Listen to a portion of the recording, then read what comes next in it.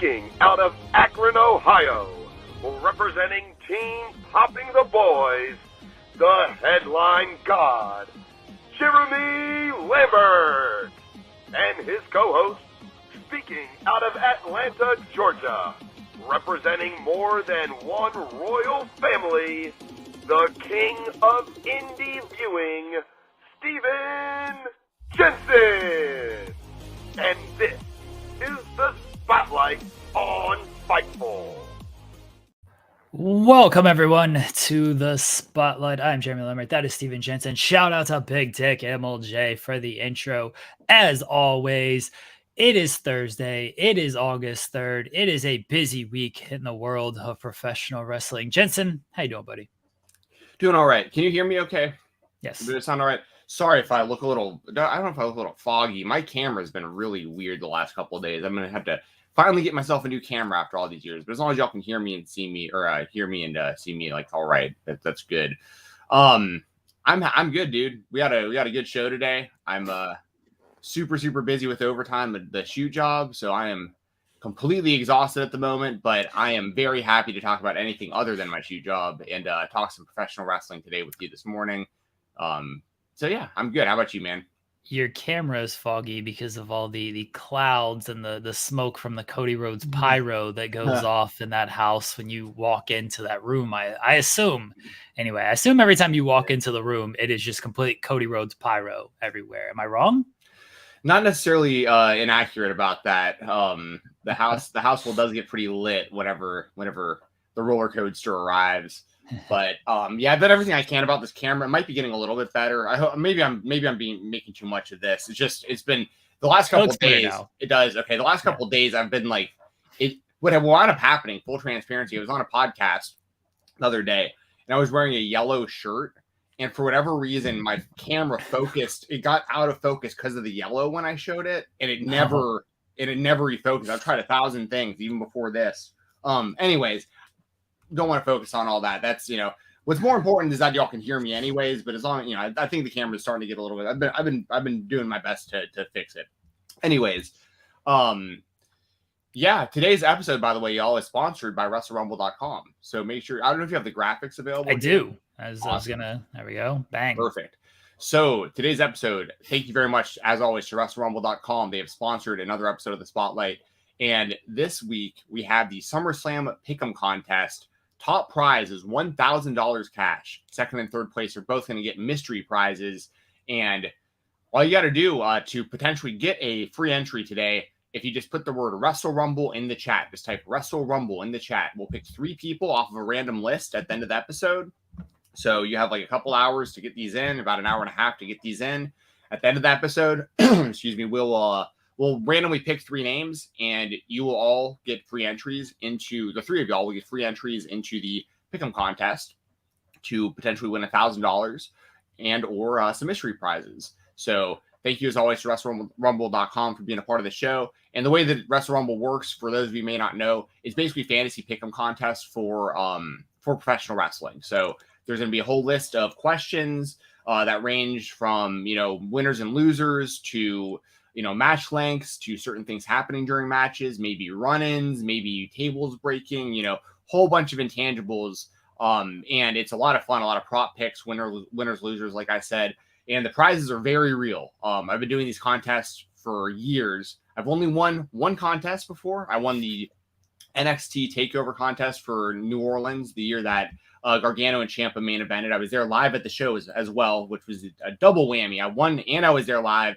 And they nailed me within about 2 or 3 days. I had this NXT Championship belt at my door. So Wrestle Rumble is where it's at. The prizes are real. The money's real. The people are cool as hell over there. So thank you to Wrestle Rumble for being part of the show. And we'll remind you all a couple times because we'll do SummerSlam predictions during this and give you another heads up. But just put the words Wrestle Rumble in the chat. We'll put your name on a list at the end of the show, and we'll pick 3 names off that list. There you go. Yes, shout out to always shout out as always to Wrestle Rumble. You think I don't do this every day. Shout out to Wrestle Rumble for sponsoring another episode. They've been very great to us, basically all year, sponsoring us heading into all the big shows of the weekend. So we will get to SummerSlam, but just leave a Wrestle Rumble in the chat. We already got a lot of entries here. Sports Entertainment Rumble over Wrestle Rumble, says Louis. Like, leave an actual Wrestle Rumble in the chat if you want to be entered. Okay, everybody, yeah. Don't trick me with your chats of mortar and pestle Rumble, Chi-Town Spurs. Just leave a real Wrestle Rumble. Yes. Tired of you people. Sports entertainers. Hey, and also J.K. Schwal mentions they're doing a belt raffle also, which they are. They're doing they're basically for $1 you can go on there also, and they may give away some of these for free too. I know sometimes like when I give away free entries on this show or through Twitter, Matt from Wrestle Rumble, without y'all even knowing, a lot of the times he throws your names into these $1 entries also. So the first place prize for that is basically just to pick 3 random winners for the belt raffle. Someone's gonna win the new WWE World Heavyweight Championship, the belt that Seth Rollins currently carries. Someone's going to win the old school John Cena style spinner WWE Championship, and someone's going to win the WWE Undisputed Championship, the 2002. The title I always kind of in my head have like Brock Lesnar holding, but that was the Brock Lesnar Triple H never held it, right, because he had the 2 titles. So yeah. So I think Brock was the first guy to hold that Undisputed title, if I remember correctly. But anyway, I remember guys like Undertaker and Angle and those kind of guys like all fighting for it at that time. And anyway, it's a great title belt. So you can win those as well over at WrestleRumble.com. So check that out. It's literally only $1. J.K. Schwal said he won the Winged Eagle raffle just for $1. Yeah, we've had a lot of friends win those. I mean, our friend Cher has won probably double digits amount of belts. Ultimo Dragon of this Wrestle Rumble random drawing shit. Yeah, it's wild because sometimes Wrestle Rumble, they go crazy with it sometimes, and they'll give away like 5 belts or more to one person sometimes. Like they'll just get a ton of legit replica. I say legit replica. The really nice replica title belts.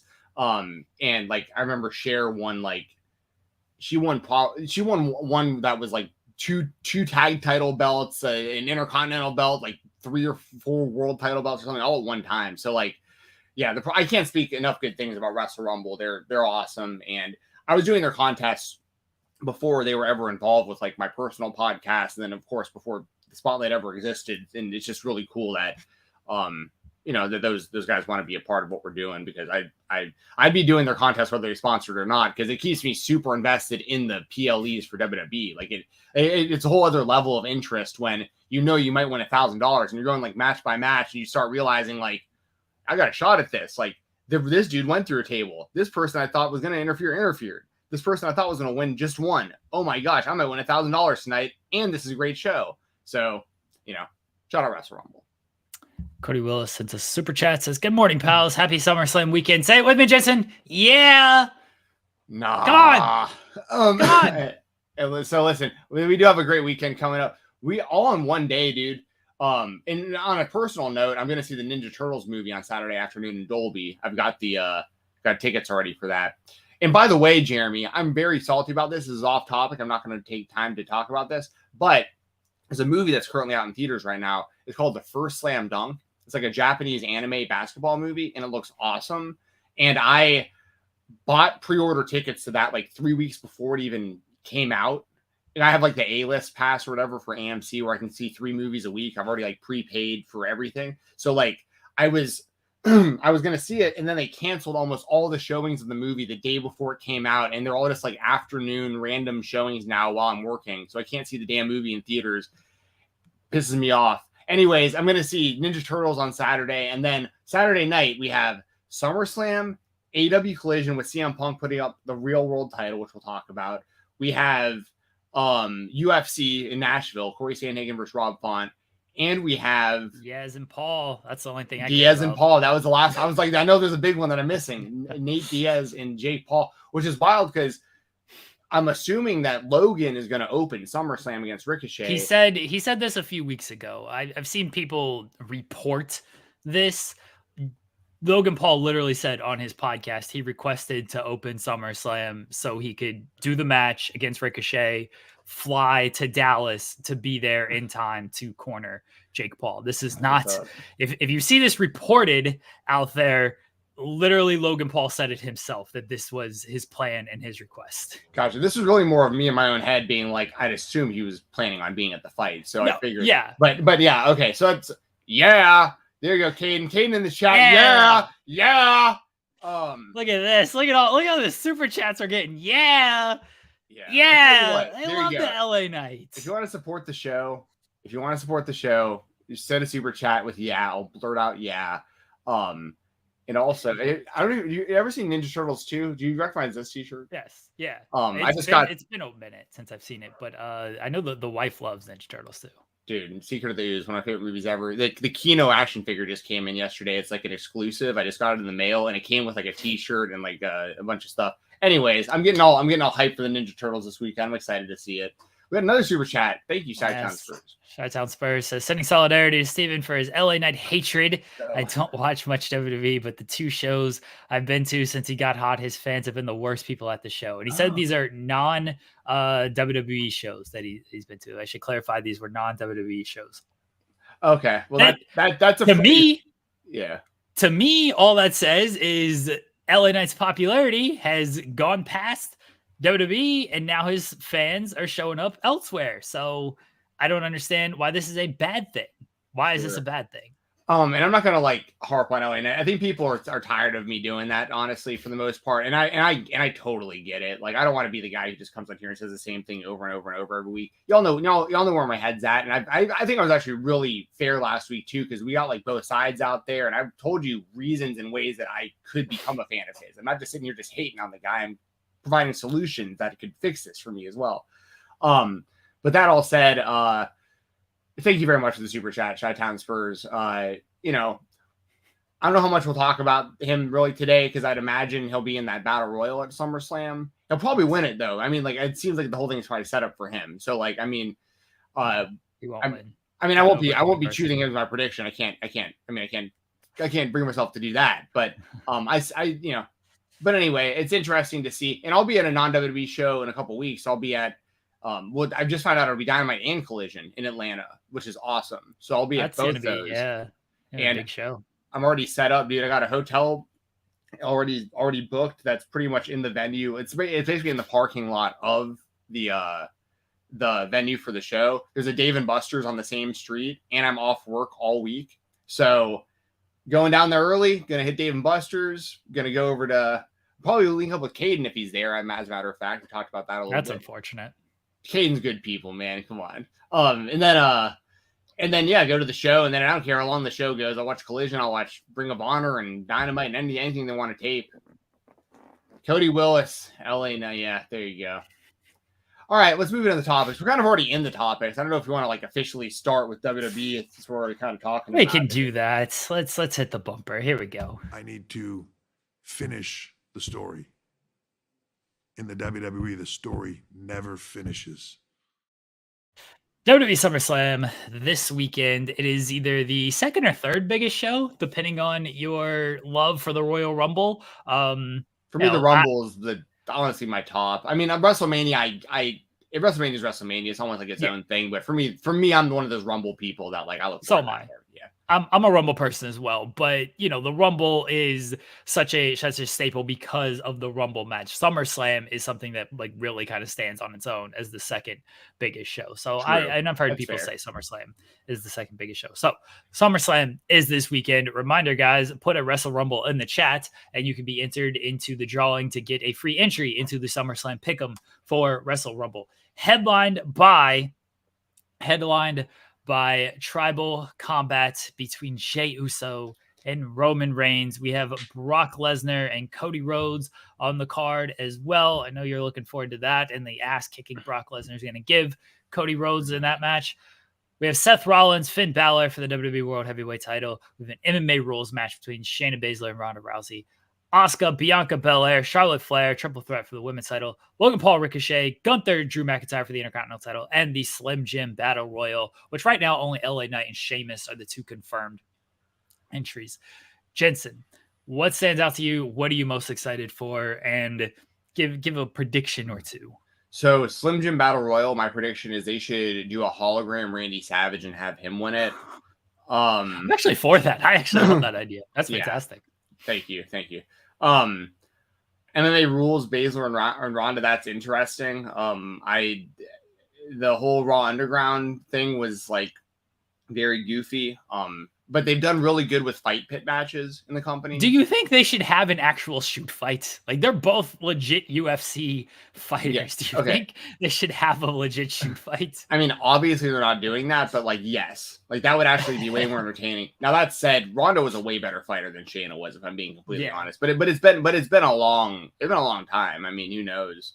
And I think that there's a good chance Shayna wins because I don't know how much longer Ronda's going to be around. And if Ronda's going to like put anyone over, she would obviously handpick Shayna to do that. So like, I'm thinking maybe Shayna taps her out. My prediction for that is like, if Ronda's going to stick around in the WWE for longer, then Ronda's going to win. But if she's on her way out or going to be more part-time or take a break or something, I think, it would make a little more sense, obviously, for Shayna to win.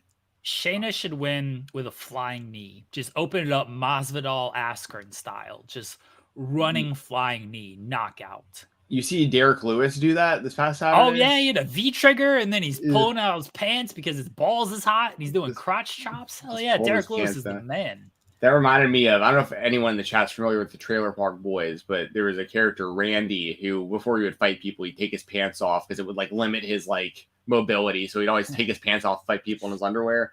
And then we got Intercontinental title. I think Drew McIntyre they need to figure out more to do with Drew just in general. He's like legitimately one of the best people that they have overall in the company, in my opinion. But I wouldn't stop this with Gunther. I would have him continue to retain unless they feel like it's time for him to move to the world title scene. And I could see him maybe dropping it to McIntyre. But I personally would keep riding with Gunther as Intercontinental Champion until at least Roman loses his title. That'd be me personally. I think that's gonna be a really, really good match though. Like one-on-one, that might be the best one-on-one match on the entire show, actually. Like depending on how they book that. I'm kind of with you. We have like you said, Ricochet and Logan Paul. That'll be a spectacle. That'll be really fun, and I have total confidence Logan's gonna kill it again. Like they'll take this very seriously. They'll come up with really cool spots, and I think Logan will win that one. But it'd be big for Ricochet. Like it's just good. It's good for Ricochet to just be involved in anything that's like that matters and is even bigger than wrestling because Logan with the mainstream attention and stuff. Like I'm happy that Ricochet's got this spot, and they've been brewing this since they did that spot where they did like the double springboard clotheslines to each other and everything. So this has been in the works for a minute. I'll take Logan there. Asuka, Charlotte, and Bianca. I think it's going to be a fantastic match. All three women are great. Three of the best wrestlers in the WWE, in my opinion. All three of these. I always pick Charlotte on pay-per-view. It doesn't really matter who she's wrestling. So I'm going to take Charlotte to win here. I know people get butthurt about it. She's always the champion. She's always in the title mix, blah, blah. That's literally the gimmick. Like, that's literally what Charlotte Flair is like, she's supposed to be the champion or supposed to be going for the title and racking up title reigns. And that's the gimmick. And luckily for us and for her and me as a fan, she's a fantastic performer. I don't understand the Charlotte hate. I think she's great. I get that people might be kind of sick of her. And I don't watch WWE's weekly shows, really. I pretty much just watch the PLEs and some clips here and there. So I don't have the overexposure either to most of these performers that most people do. So I'm seeing it through kind of a different lens than most people who are burned out by stuff, to be fair. But that said, I'm going to take Charlotte. Brock and Cody. No question. Cody Rhodes wins that. He's going to beat the hell out of Brock Lesnar. It's going to be non-competitive, just ass whooping. I would have Cody tap Brock. I don't know what.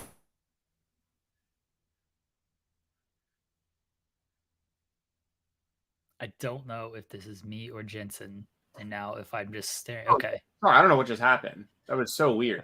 Was that you? Okay? Usually it's my internet. So yeah, no, I don't know what just happened. I was like, I was a black screen for a second. But anyway, sorry. I don't know what's happening. My internet connection is great. My camera's upset the gods by saying that Cody should tap Brock. That's what happened there. Yes. If I fall off, I'll make sure to jump back in. It's so weird sometimes. Like I checked, I'm hardwired into my internet. Like the connection's great. My camera, triple checked looked okay before anyway, doesn't matter. Maybe Cody, don't make dumb predictions. No, Jensen, I think Cody, I know it happens every time. It's like I'll talk trash about somebody, then my internet will cut off. I think Cody should tap Brock though. I think that would be like a definitive, because Cody should keep talking about. See, that's not Jensen's internet. I just removed him from the chat. Removed him from the screen right there. So Cody should tap Brock. And he's been talking about fighting him, not wrestling him all this time. Cody already beat him in a wrestling match. Straight up. The first time they wrestled, Cody pinned him. 1, 2, 3, shoulders to the mat with a wrestling hold while Brock wouldn't let go of Kimura. And that's an amateur mistake, by the way, in mixed martial arts, to not let go of a hold and give up position. Brock Lesnar, former UFC heavyweight champion, should know better than that. But Brock, so Cody's already pinned Brock, right? And then ever since then, Brock's been beating the hell out of him pretty much. And I feel like to definitively win this feud, Cody needs to make Brock tap, not make him pass out, not just sneak away with a little pin. He needs to make Brock Lesnar tap the mat. With what? What does he tap him out with? Cody used to use this like reverse. It was like an inverted figure 4. I can't remember what he called it. He used it for a little while, like on the Indies and maybe in New Japan. I think maybe he should bring that back, or he can come up with a new submission hold. I don't really care what he uses. Like I know it's wishful thinking, but I'm just trying to think like what's the most definitive way Cody can win that continues to set him up to be in line to wrestle Roman for the title at Mania 40. So I think he's going to tap Brock. That's my prediction. And hopefully that's what happens. And I hope it's on Wrestle Rumble, because if I choose that and no one else does, there's a good chance I can win $1,000. Also, real quick, I'll say I think for Seth Rollins, Finn Balor, I'll let you go down the list, by the way, after this. Like you can, I just want to like rapid fire all the predictions. Finn Balor, Seth Rollins. My gut's telling me that Rollins will retain, but I think the story is way more interesting if Finn wins, because he'd have the world title, where you would have the women's title, Dom has the North American NXT title, and Damian would have the briefcase, and you'd have a whole like, will he or won't he cash in against Finn type of thing. So personally, I hope that they put the title on Finn Balor, but I think that they're going to keep it on Seth. And then I have no doubt in my mind that Roman Reigns is going to retain the undisputed WWE Universal title over Jey Uso. Don't know how it's going to happen. I'm sure there's going to be stories, and the match is going to be really long, and they'll be talking to her for most of it. It'll be a lot of cinema or whatever people like to say. But listen, I'll say this. Outside of Cody Rhodes, Jey Uso makes the most sense to beat Roman. I will admit that. If Cody isn't going to be the guy, it should be Jey based on the story they've built over all these years. But it shouldn't be Jey. It should be Cody. So I'm going to take Roman. So those are all my predictions for SummerSlam. Cody's not tapping Brock, but Caden says Anaconda Vice. I'm mad at that. I think that's a weak ass pro wrestling submission hold, by the way. Anaconda Vice.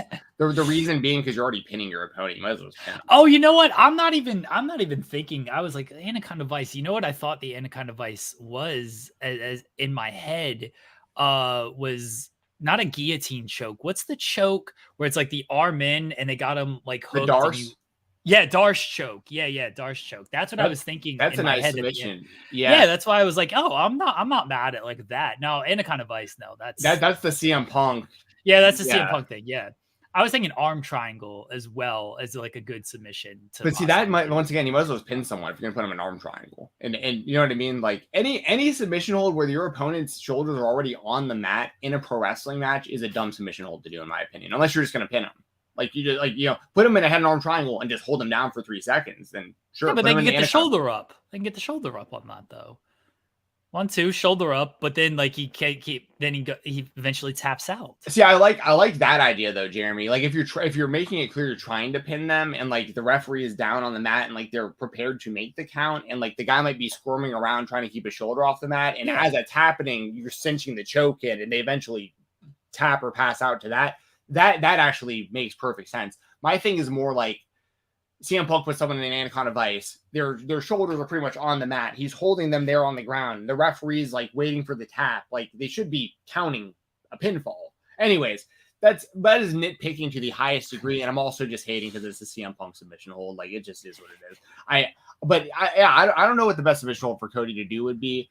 But my thought would be it would probably be like the inverted figure four thing is a cool submission, but I don't see Brock tapping to like a leg lock, even though he did in the UFC to Frank Mir. I get that. But I think for like the WWE, it would have to be like a choke hold, or like he'd have to really seriously work a body part, or you know what I mean? It had to be something to where they'd have the excuse that Brock only tapped out of survival.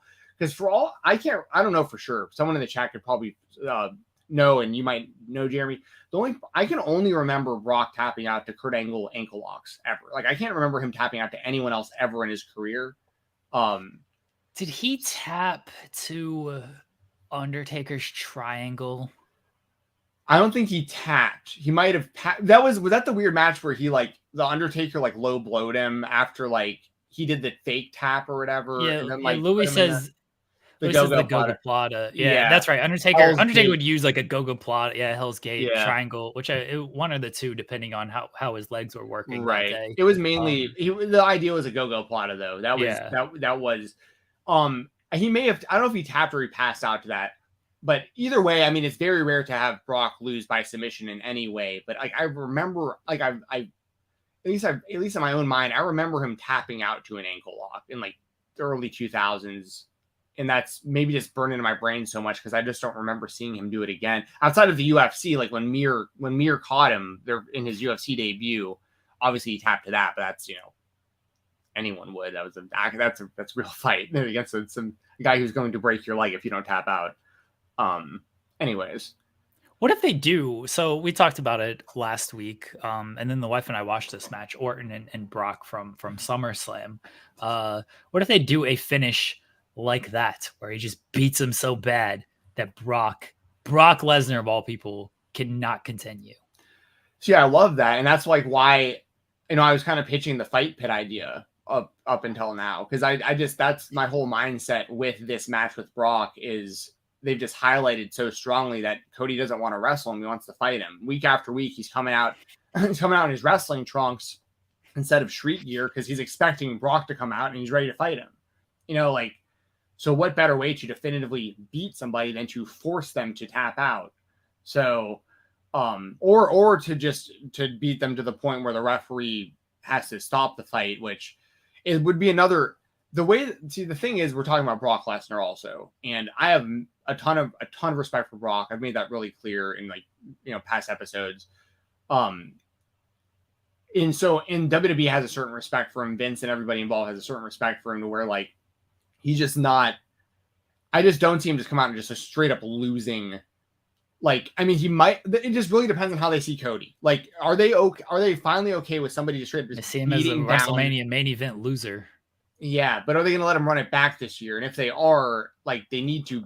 There has to be a reason for because the flip side, which I don't want to keep harping on, is all this should have just been for the title. This should just be Cody Rhodes as the champion in this feud with Brock. This should just be his first title feud, and the world would make sense, but yeah, that's where I'm at. I think Cody needs to definitively beat Brock, whether it's a pin, submission, ref stoppage, whatever it winds up ultimately being. I'm sure it'll be something that kind of somewhat at least protects Brock.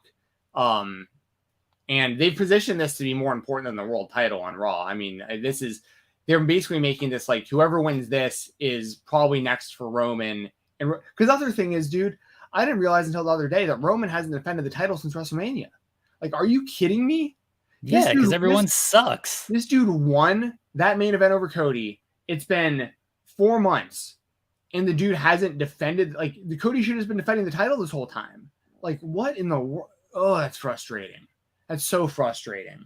When was the last time Francis Ngannou defended the heavyweight title? Not even the UFC anymore. Because there's no challengers for him. Just like Roman Reigns, there's no challengers for him. That's not what happened. That's such. Oh my gosh. Anyway, Francis Ngannou. Ngannou left because of money. Ngannou didn't leave because of challenger. Now, granted, when was the last time John Jones defended the heavyweight title? He won. Dude, he was. When was the last time he defended the title? He's booked against Stipe. And okay, yeah, and that's the UFC, and they're not expected to. Dude, that's how Roman is treated. You're money right fights now. Only. He ain't just coming out here on fight night to defend this title. You want a match with the tribal chief, you got to earn that, and you got to make it worth his while. He ain't showing up on ESPN Plus to defend this title. Okay. I know I know what you're doing, Jeremy. But listen, I will say, like, on the was it First Take that they were on the other day? Yeah. I liked that appearance. I thought it was kind of polarizing. I honestly liked it. I liked Paul Heyman being like the public, cheerleader for Roman Reigns, like in situations like that. And Roman could just sit back, and he literally said, he's like, I let him say all this. I don't like to talk about myself. I let him do it for me. Roman came off super cool. You'd believe everything Heyman said. If you didn't watch the WWE and you only saw that ESPN thing and you saw Roman sitting there with 3 title belts, and this dude's talking about how this guy's a bigger draw than everyone before him. He's like bigger than Hulk Hogan. He's bigger than everybody. And he's the main box office attraction ever for WWE. And even Stephen A. Smith is sitting there like, can't even dispute it. Stephen A., who loves debating people, was sitting there going, yeah, I can't really. Roman Reigns Yeah, isn't it would have winning, been so much better if Cody was there with his suit crying about how this WWE title means so much to him and how he finished the story and his documentary and his dad and all of this fun stuff. Okay. That would have been so much better, right? Yeah. Okay, so do you want to talk about the documentary? Do you want to just go ahead and lead into that? I haven't seen it. Oh, you haven't seen it? No. Okay, it's a fantastic documentary. It's 2 hours long. A quick shout out. It was really cool because, as everyone knows, me and Cody were on the same high school wrestling team. I talk about it all the time, but it was really cool because our wrestling coach was in the documentary a handful of times, Steve Day, and he's a guy who doesn't get enough like credit for kind of like who he is. So I want to, just for this platform, I wanted to put out some love for Steve Day real quick. Is this guy, Coach Day? I hated this man when I wrestled for him. He was the toughest, strictest, put us through hell for 4 years as wrestlers. I mean, and I was more or less terrified of the guy for like 4 years. Like, he was super intimidating. He used to have a mustache. The guy looked exactly like Dan Severn. I mean, and he was an actual fighter, actual Olympic wrestler, legitimate, just badass.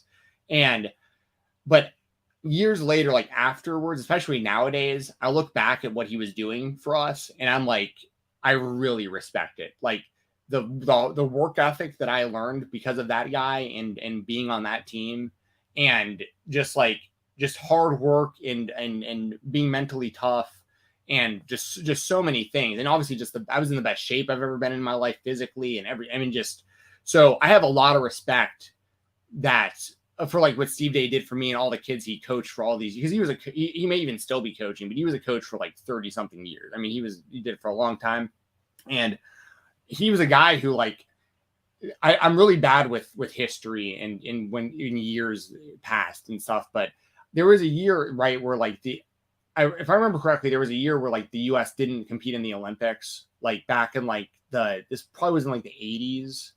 I can't remember, but I remember Steve Day was supposed to be on the Olympic wrestling team, and we didn't compete in the Olympics. Something happened where he didn't compete in the Olympics, and he went on to do mixed martial arts, work shoot, UWFI style matches in Japan. As a kid in high school, he used to tell us these were shoot fights. I now have realized that they were work shoots. I've rewatched some of these in recent years, and I'm like, oh damn, this is pro wrestling. This isn't mixed martial arts. I've also come to find out that he helped, I knew back in the day, like Steve Day, Glacier, these kind of guys were like the ones training Cody, Dusty, these guys, So Steve Day means a lot, I think, to Cody's early progression as a wrestler, mainly as an amateur wrestler, but he did help a lot with his pro wrestling career at the start. So, and there's all these legends of Steve Day, and even Xavier Woods, who went to a rival high school. They talk about that in the documentary too. I've heard Xavier Woods talk about things he's heard about our wrestling coach, about how our wrestling coach fought off the Yakuza holding just one credit card in his hand as a weapon. Like there's like all these lore stories about Steve Day. So I want to give him a shout out on the show today, because he's a guy we'll probably never talk about again, a guy who never gets brought up, but he's a guy who, like, if you ask certain pro wrestlers, they have a ton of respect for Steve Day, because a lot of them know about him as an amateur wrestler, and he would have been a massive pro wrestler, but his knees completely went out. Like, I've heard this guy, it sounds like gunshots going off. I've heard this guy readjust his knees in front of me before, where they pop out and he has to pop them back in. It's gnarly. So anyway, shout out to Steve Day. And then the actual documentary itself, I mean, once again, 2 hours long, super emotional journey.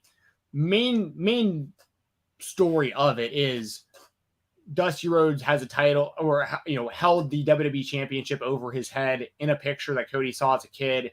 He was confused as a kid, thought his dad was the champion. His dad eventually explained to him, yeah, I won by count out. They didn't really give me the title. I thought I won the title, and this is the only time I've really held this title.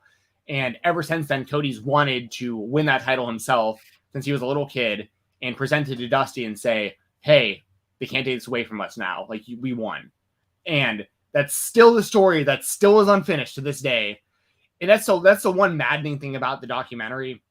And it's this fantastic documentary. You get all this great stuff.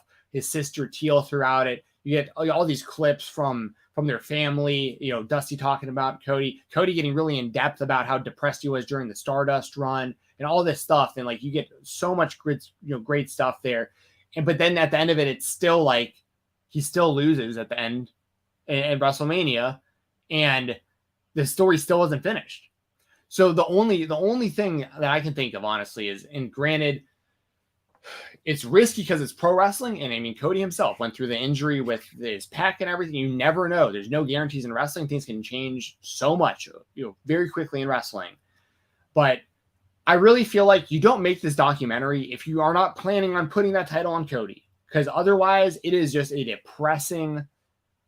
It's just depressing. Like, if Cody doesn't win this title, and you're not selling me on this documentary at all. I don't want to watch a depressing documentary. Well, no, it's a great documentary, but the problem is, if he never wins the title and you go back and watch it in hindsight, it's going to be depressing, because it's like, after all this, he still didn't win the title. Like, it's all about this one thing, and they just won't give it to him. But I think there's plans to. It's just we have to wait an extra year for it. But we're only like 5 months out. Something like that. August, September, October, November, December, January, February, March. Sorry, about 8 months out. Jeez. Yeah. I am off. I apologize. I forgot it's the beginning. I just looked down and I saw 8 for August, and I forgot, like, we're literally starting August, so we have that whole month too. Anyways, I thought it was a great documentary. I'd highly recommend checking it out on Peacock. If I wanna watch a documentary about a loser, I'll look in the mirror, Stephen Jensen. I don't need to spend 2 hours of my life watching this Cody Rhodes documentary. Okay, I'll watch The Last Dance again. At least they win in the end. The Last Dance was a good documentary. I watched that whole thing. It's a lot better than the Cody documentary. You haven't seen the Cody documentary. Oh, I know how it goes. You just told me everything that I need. Oh my gosh, this man with Cody Rhodes hat. My other SummerSlam predictions, besides, I think Brock Lesnar should maul Cody Rhodes and make him a bloody mess on his way to getting another shot at Roman Reigns, because we have not seen that match enough. I do think Roman defeats Jay. I would not be mad if Jay wins. I don't think there's any shot Jay wins. I do think that Roman's probably holding this title until WrestleMania 40. And they do this every time, and I kind of got to give him credit for it. Like, look at this year alone, just over the past calendar year. Like, people were sold on Drew McIntyre winning. People were sold on Sami Zayn winning. People were sold on Cody Rhodes winning. They're now sold on Jey Uso winning this thing. They've built up 4 super credible challengers to Roman Reigns, where it's like, if this person wins, I'm not mad at this win. Like, this is a good completion for the story. This makes a lot of sense right here. They're gonna disappoint you. They're gonna make sure Roman Reigns wins. They're gonna get the heat on Roman Reigns, but they've done a good job actually selling these challengers when it comes to Roman Reigns. Look, if Jey Uso wins, just like the previous 4, it makes sense. It makes sense for the moment. It makes sense for the story.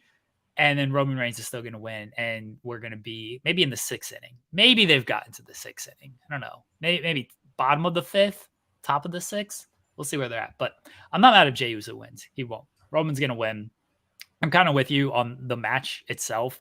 I think, like, the Roman matches are just kind of formulaic at this point. They're good, but the first 10 minutes are kind of meaningless. And then it kind of kicks finally into a gear that matters. And then you start caring. Well, and you're going to get the whole, like, them literally, like, talking to each other, having, like, heart-to-heart, like, conversations throughout the match, too. Like, yeah, it'll really slow down throughout. Well, they're going to use weapons and stuff. It's tribal combat. So I think that'll keep up the pace a little bit more. Like, because the last man standing match against Brock, I hate the last man standing stipulation, but, like, that didn't lack too much during the early portions. Roman ain't doing the headlock, let me talk to the camera, talk a bunch of shit type of thing in a no DQ type match. They're going to use weapons and stuff. There's going to be more action, I think. That's a good point. I think that will help. Yeah. No, I agree. Because Roman can talk his trash, but be hitting him with a kendo stick or whatever. Yeah. That's a very valid point about that. I think that will definitely help. Because even the tag match that we had recently with the Usos versus Roman and Solo, it was a great finish and everything. It's a great story, but I felt like half the match was them just kind of standing around and the first portion of that match was kind of throwaway stuff. Honestly, right. The ending was obviously great and really, and the near falls, the kickouts and everything that was good, but that all kicked off. When they did the big stare, they did 10 minutes of a match, 15 minutes of a match, and then they did the face-to-face and started brawling with each other. It's okay, now the match actually matters. The first half of that match was just, okay, they're just doing a match for the sake of doing a match. Roman was good, and it, especially reacting to the crowd and everything, but the second half was the memorable portion of that match. Rollins and Balor, I know there's a lot of discussion about Balor possibly winning. They're very high on Judgment Day. Clearly, they're all over almost. I mean, they're on NXT weekly at this point. At least Dominic and Rhea. Rollins, or not Rollins, the rest of the crew, they got multiple segments on Raw. Sometimes they even appear on SmackDown. So I could see Balor winning this and getting that moment that he didn't have, years ago when he had to relinquish the title because of the shoulder injury. And this year it would be, I got to watch my back because my partner might cash in this briefcase on me. And so this reign could be shorter than the last reign, but not due to injury, but due to Damian Priest coming in and cashing in. But I'm kind of leaning on Balor, and then them having, what would Balor say on Raw? All the candy, all the toys type of thing. With they got multiple titles, everybody's got a title, and then Priest has the briefcase where it's this gets me that guaranteed shot at any title that I want. I'm going to continue to hold this until I feel it's my time to cash it in. Because and then just really quick, because if I remember correctly, didn't Austin Theory use his briefcase on the U.S. title? Yeah. So I didn't even really consider that until you just mentioned that. Maybe Damian. He's not stupid. I mean, I know I agree. I think it's very stupid to cash in on anything other than the world title. But I just thought about that too. Because I've just been so focused on if Seth or if Finn has the world title, then Damian. Obviously, that is an interesting story because he could go for that title. But I hadn't even considered he could technically, if they wanted to, they can make a story where it's Finn's got the world title, so you use it for something else. But I wouldn't do that story. Here's what he should cash in on. Okay. He should cash in on Bad Bunny and get a Grammy. It should take one of Bad Bunny's Grammys. That's where I'm at. I like that. The only should attack Bad Bunny at an award show, whatever award show's coming up. I don't know if they can do award shows right now because of the writer's strike. They should attack him at a concert. I don't care. Attack him, cash in, and take a Grammy. Take all of his Grammys. He's got plenty of them. It'll be fine. I think he does. I actually don't know if Bad Bunny has a Grammy. I just assume he does. That's funny. That's a good idea. The only thing I don't like about Damian Priest's presentation with the WWE is I feel like I see him lose too often. He lost to Bad Bunny. I've seen him lose to Cody. I feel like I see him get pinned pretty often, but I know they do that with Money in the Bank people sometimes. I know that's kind of a thing, but it'd be nice. I mean, Damian's a great wrestler. I was a fan of his Punishment Martinez. He's got a lot of talent, got good size, good in the ring. I have nothing against Damian. I like that they're pushing him. But it's just weird that I just feel every time I watch it, he's taking the pin or something, but he's supposed to be the next challenger for the title. I just don't like how they book that sometimes. Bad Bunny has 3 Grammys and then a bunch of Latin American Grammys as well. So he's got plenty. Priest can cash in and win one of those. The other match that but I'm looking forward to all these matches. All these matches have been well built. All these matches have some type of stakes to them, even though I know Logan Paul Ricochet technically doesn't have any stakes, but some matches have been building since they exactly at WrestleMania or Royal Rumble. So exactly, yeah, they all feel like they have some type of stakes or urgency to them. So again, Cody Rhodes, Brock Lesnar, technically no stakes, but it feels like it has something attached to it. It feels like there's a lot of meaning attached to it, even if there's no technical stakes or a title. But this is a well-built card. And I know people are mad that certain matches got left off the card, and I completely understand that. My thing there is like those matches were never officially announced. So I'm not too mad that it's like, oh, they were announced and then got pulled or moved or whatever. They were building. They should be on the card. I fully agree that like Becky and Trish should be on this card. It was built well enough to be on this card. I don't know the reasons why it's not. It seems like if you never know with social media, if the wrestlers are playing into it type of thing, it seems like they are upset that they're not on this card, and they got reason to. They probably should be on this card. Whatever the reason is, it's their reason. They're at least still going to deliver on the match at some point, whether it be Raw, whether they end up pushing it to Payback, don't know. At least for right now, it's announced for Raw. But should it be on the card? Yes. If they were told, I will say this, if they were told that they were going to be on the card and then they're not, that becomes a kind of a bigger issue, because you don't want to tell your talent, hey, yeah, you're going to be on the SummerSlam card. You're going to be on the SummerSlam card. You know, Becky's showing the photos of the promotional material she did. So if she's been told this entire time, Becky, Trish, SummerSlam, and then she's not on SummerSlam, I can understand why she'd be upset at that, because that would be an upsetting thing. The same thing happened to Seth last year. It seemed like Seth and Riddle was going to be on, I think it was SummerSlam, and it wasn't. They did the segment. Maybe Trish and Becky have some type of segment.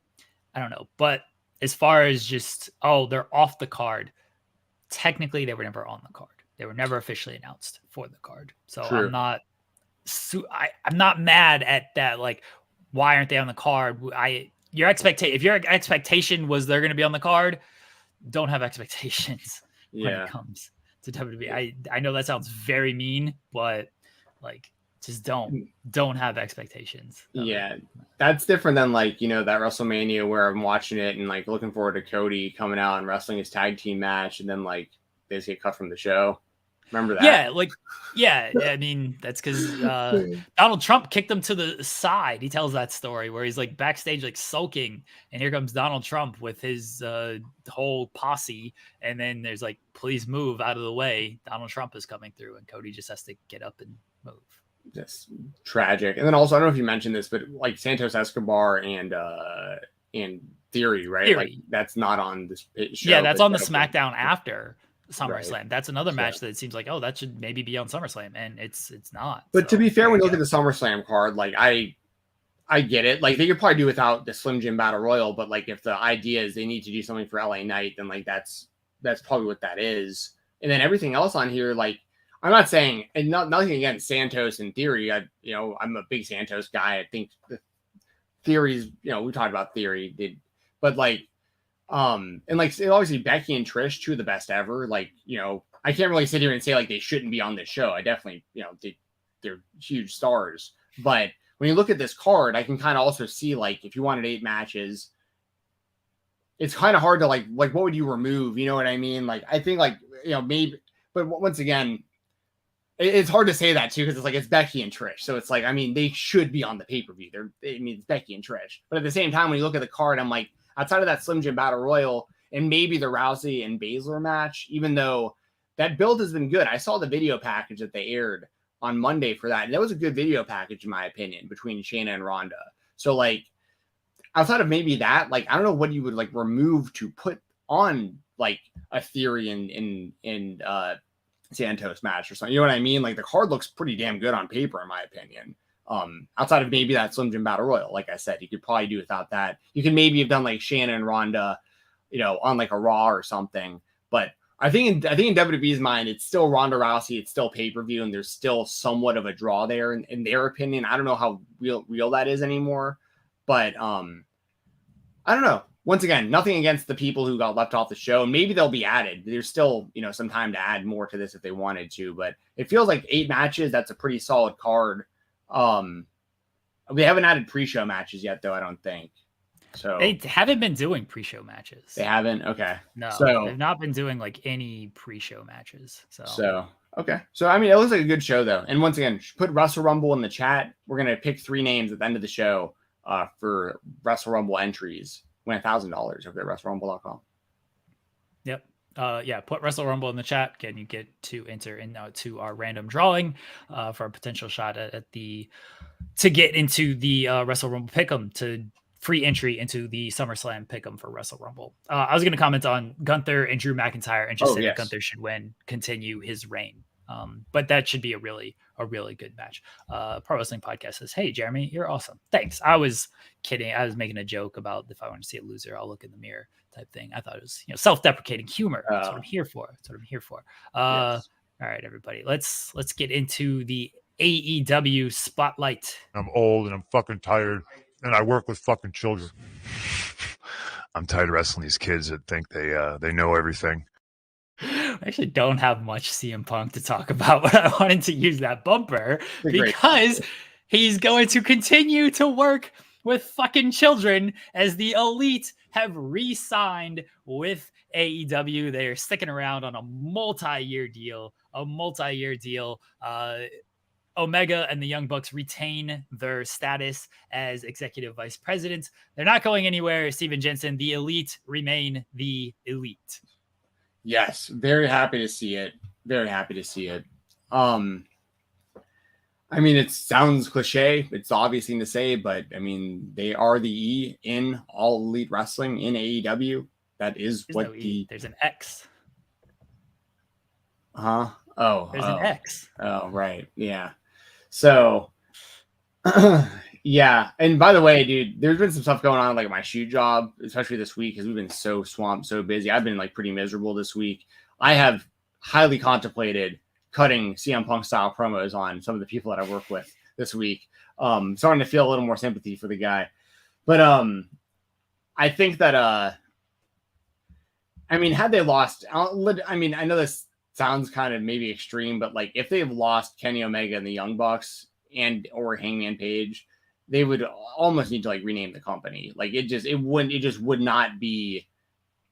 I know the company's changed a lot over time, and I get that. And a lot of it had to do with the pandemic. Like the initial vision of AEW, I'd imagine, was more so to give talent an option that wasn't the WWE, that was, a legit alternative for the wrestlers and the fans.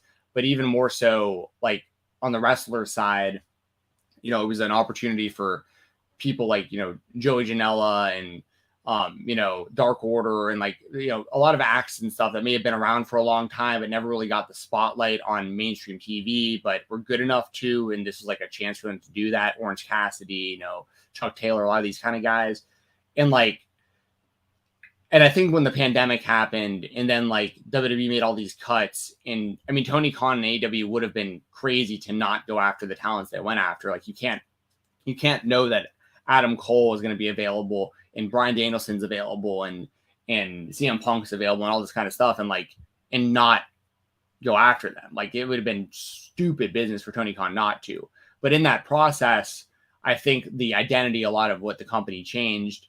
Along with that, Cody left, which, I think is huge because he was obviously one of the main reasons that company started. And I think behind the scenes, he was the glue that held a lot of different things together and probably prevented certain bad ideas from not happening and stuff. And it's one of those things where like the company has just changed significantly since day one. That said, AEW is a fantastic company. Like what they're doing on television, they're putting together amazing shows. Collision is probably better than Dynamite now, which is wild. And Dynamite's a great show. Like they have two legitimately, in my opinion, can't miss wrestling shows every week on the Turner networks, which is awesome for them. Like I look forward to watching Collision and Dynamite every week. And I feel like they're can't miss shows if you're a wrestling fan. And so that all said, AEW is in a great spot. The company's changed a lot, but they're in a great spot. Now, the reason I say all this is because, with or without the Elite, I think the company would succeed.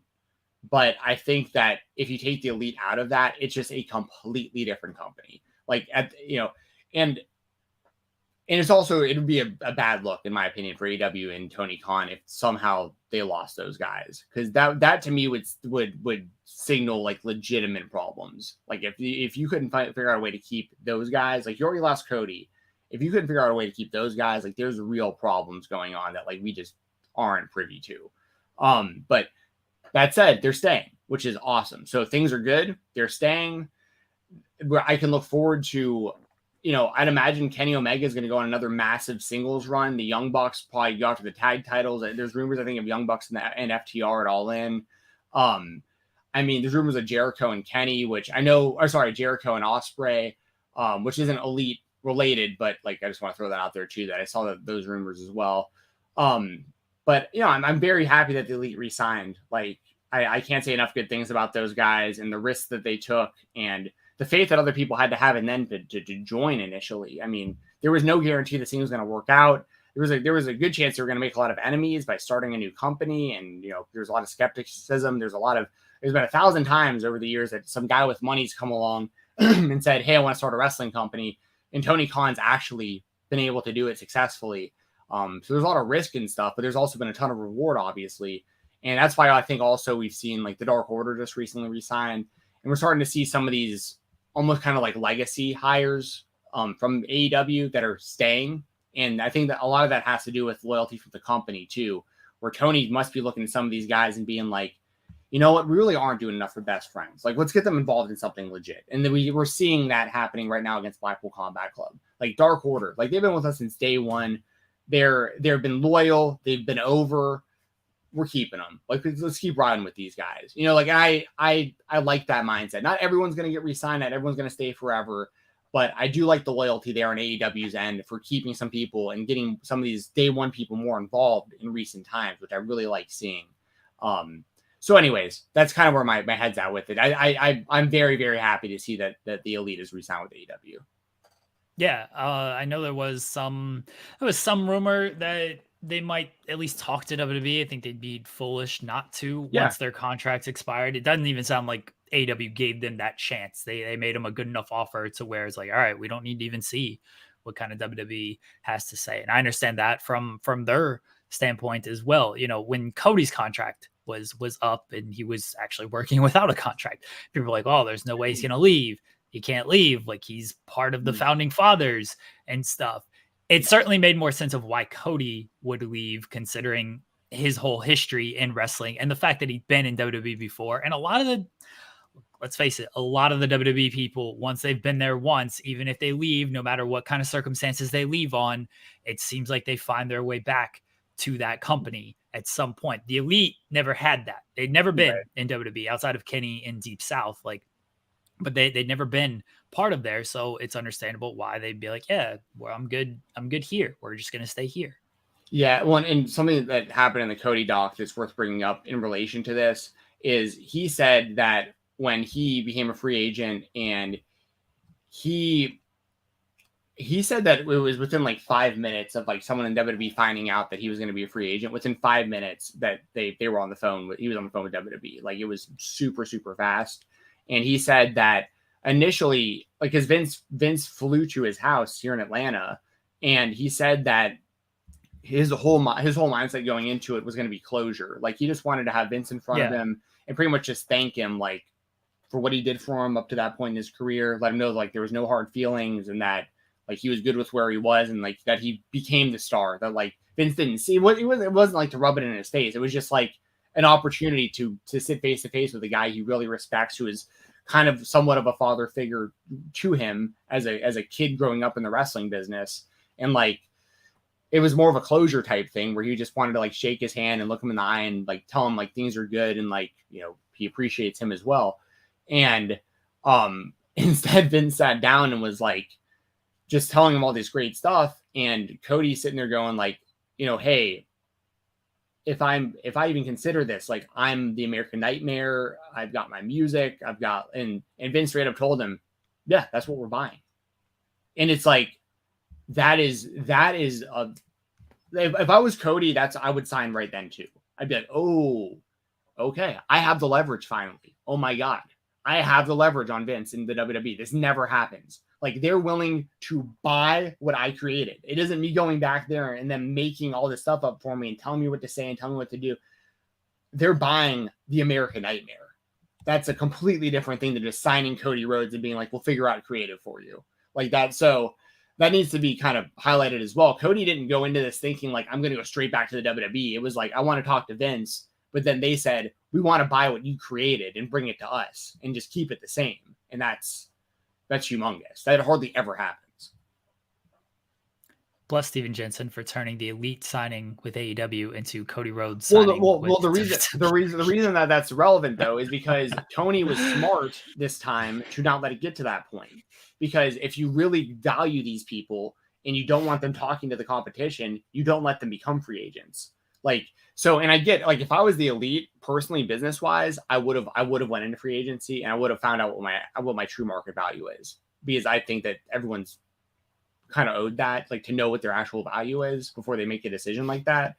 But if you're Tony Khan, that's a smart move. Just get out in front of it and be like, listen, these contracts are coming up. And then you don't say this, but you think in the back of your mind, you don't want the same thing to happen with Cody to happen to anyone else. So you get out in front of it and you tell them hey, let's figure this out right now. What do y'all want? What will keep you from free agency? If you were to talk to them, what would you ask for? You find that stuff out. What are any reasons you would have to leave? What are any reasons you would have to go to the WWE? And let's figure that out right now before it becomes an issue. And let's get you what you need. And that probably is what happened, which is smart, which is how you should do business, which is how the NFL does business. That's how real sport. And Tony Khan has that experience, obviously. And that's what was so baffling about the Cody stuff to me. Now, I won't say anything publicly. I've heard little rumblings about other things that may have led to why Cody decided to leave. I have heard some stuff, but the stuff that, but when it comes to the contract, it's you need to, I honestly don't know if the reason Cody left could have been fixed, to be completely honest. He might have wanted out either way. He might not have wanted. He said it was a personal issue. Yes. I've not heard anything. I'm basing on what you can deduce just reading between the lines. He said it was a personal issue. We know Brandy left at the same time. We know Brandy hasn't when Brawl Out happened, she's I've been quiet for too long type of thing. I don't know what the full issue is, what the real personal issue is. Cody has said it had nothing to do with Elite, had nothing to do with CM Punk. He said nice things to Tony Khan. You can read between the lines on all this stuff. Right, everyone. Exactly. It seems like it was a personal family issue there. Right. And that's the thing is like I said, I don't know. But my thing is, I don't think Cody was initially just gung-ho about I'm just going to go right back to the WWE. He might have wanted out of AEW either way, but he could have went back to the indies. He could have got out of wrestling completely, got into politics, got into acting, whatever. He could have just bailed completely if he wanted to, if WWE wasn't going to be an option and he was out on AEW. But the Cody thing aside, when we're talking specifically of the Elite and anyone else going forward that Tony Khan values and does not want to leave, this is how you do business. You get out in front of it and you make this stuff happen before they even become free agents. Get people extended, tear up old contracts and sign new ones. Just, and if there's people that you don't value like that, you let them become free agents. If you're on the fence about them, let them become free agents. Sometimes it'll work to your benefit as a company. Sometimes someone will overvalue themselves, become a free agent. They go talk to the other company, find out that they're offering less than what you were already getting. You go crawling back to the original company. Now they can pay you less to come back and work for them. Whereas before you would have gotten what, so there's two sides to negotiations, and it all comes down to leverage and value, all of it. Cody got to a point where he was so valuable that WWE bought his gimmick, basically. The Elite are so valuable that Tony Khan doesn't even want them becoming free agents, but there are going to be people who become free agents, and Tony's going to have to be okay with them leaving if they do. Or the talent has to be okay with them maybe not getting what they want. It just, that's all sports. That's all entertainment. That's how it works across the board, obviously. So, yeah. So kind of to tie the Elite and then the other spotlight, which is MJF Adam Cole being official for All In. The Elite will be on All In some capacity. What that capacity is, we don't know. They've not, they had a match last night against Jarrett, Singh, and Lethal that they won, and then they cut the promo that we're going to be on shows. I know the report is Young Bucks against FTR, which makes sense. That's an easy story to tell on kind of short notice, considering we're just a few weeks away from All In, and they're coming off the feud with Blackpool, and then didn't really set up anything last night, but you can just play off history with those two teams. Kenny, the Takeshita makes sense because, again, history, Callis stuff. I know the report is Ospreay and Jericho, which the Callis stuff, yes, but Ospreay's not available until mid-August because of the G1. So he wouldn't even be on the shows until then. Then you're only leaving yourself like a week to try to tell that. Like Callis is going to have to do a lot of heavy lifting, and like Callis and Ospreay aren't aligned enough to where it's like, oh yeah, this makes sense.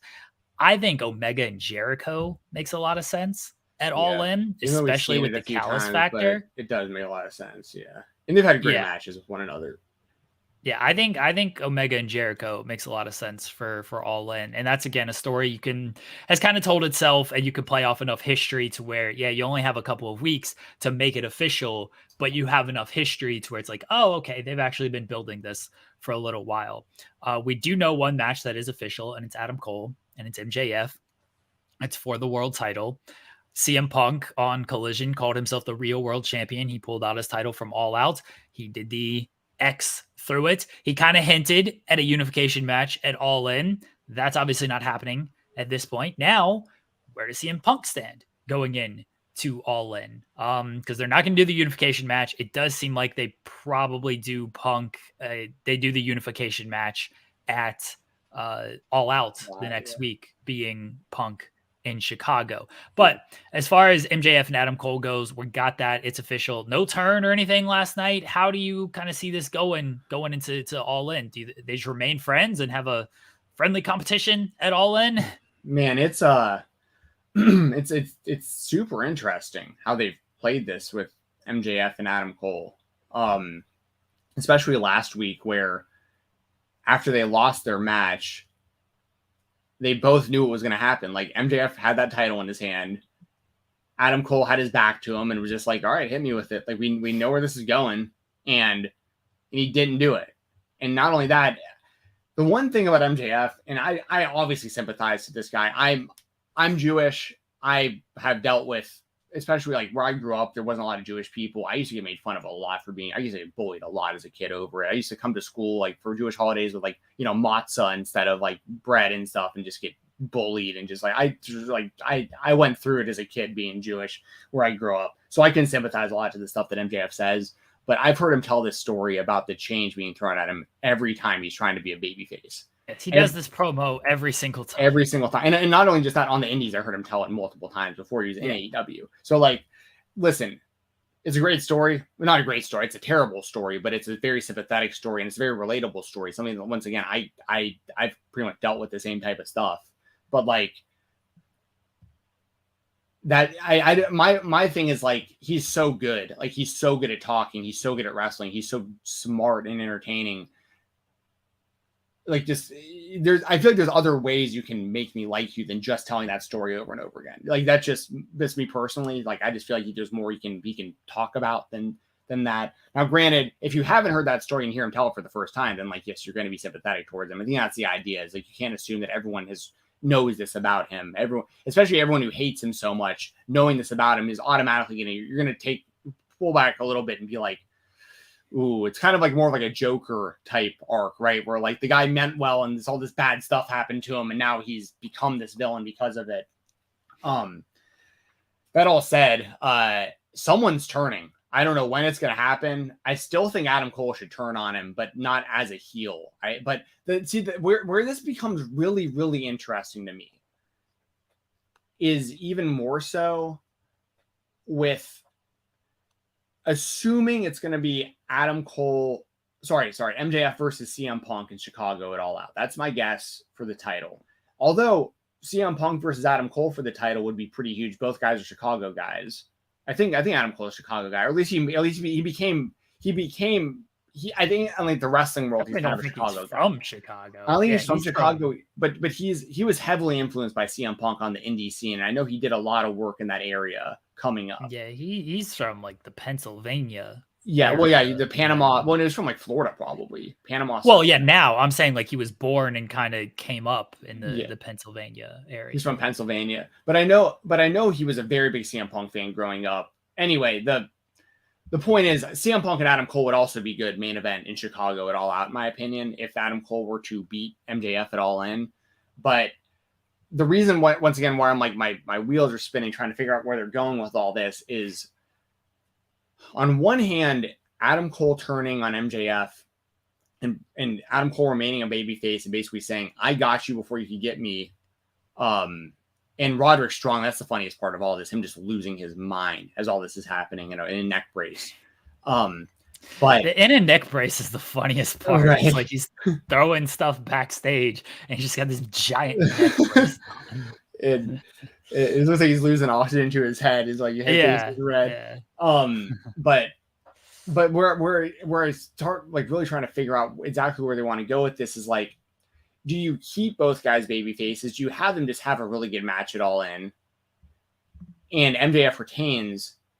Because where my head at also is like, it's so weird the situation that they're in with CM Punk with this and MJF getting cheered, because if they're going to do this match in Chicago, CM Punk's obviously going to get massive pops because it's Chicago. So you would want a heel like MJF to be the villain in a scenario like that.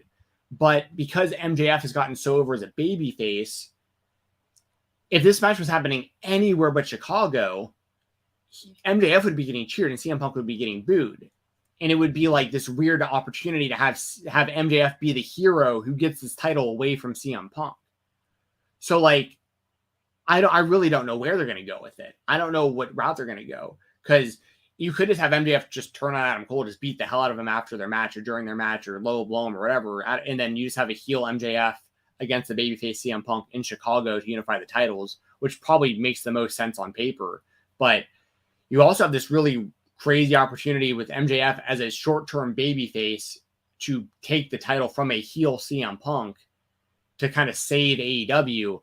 But then he can go heel again soon after, because it's like, yeah, you saved AEW, but now you're holding them hostage again because now you're negotiating with the WWE when your contract comes up. So like, there's just a lot of layers to it all. But I think part of it, and the reason why it's so unpredictable as a fan, is because I think it's unpredictable for the AEW team as well. I don't think that they expected the MJF and Cole stuff to get as over as it's gotten.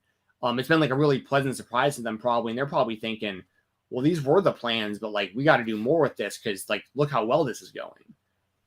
Yeah, I think that's a big part of it too, is they probably did have one plan in mind. What that was, who knows? Maybe it was Adam Cole getting him first. Maybe it was MJF, like striking as MJF does.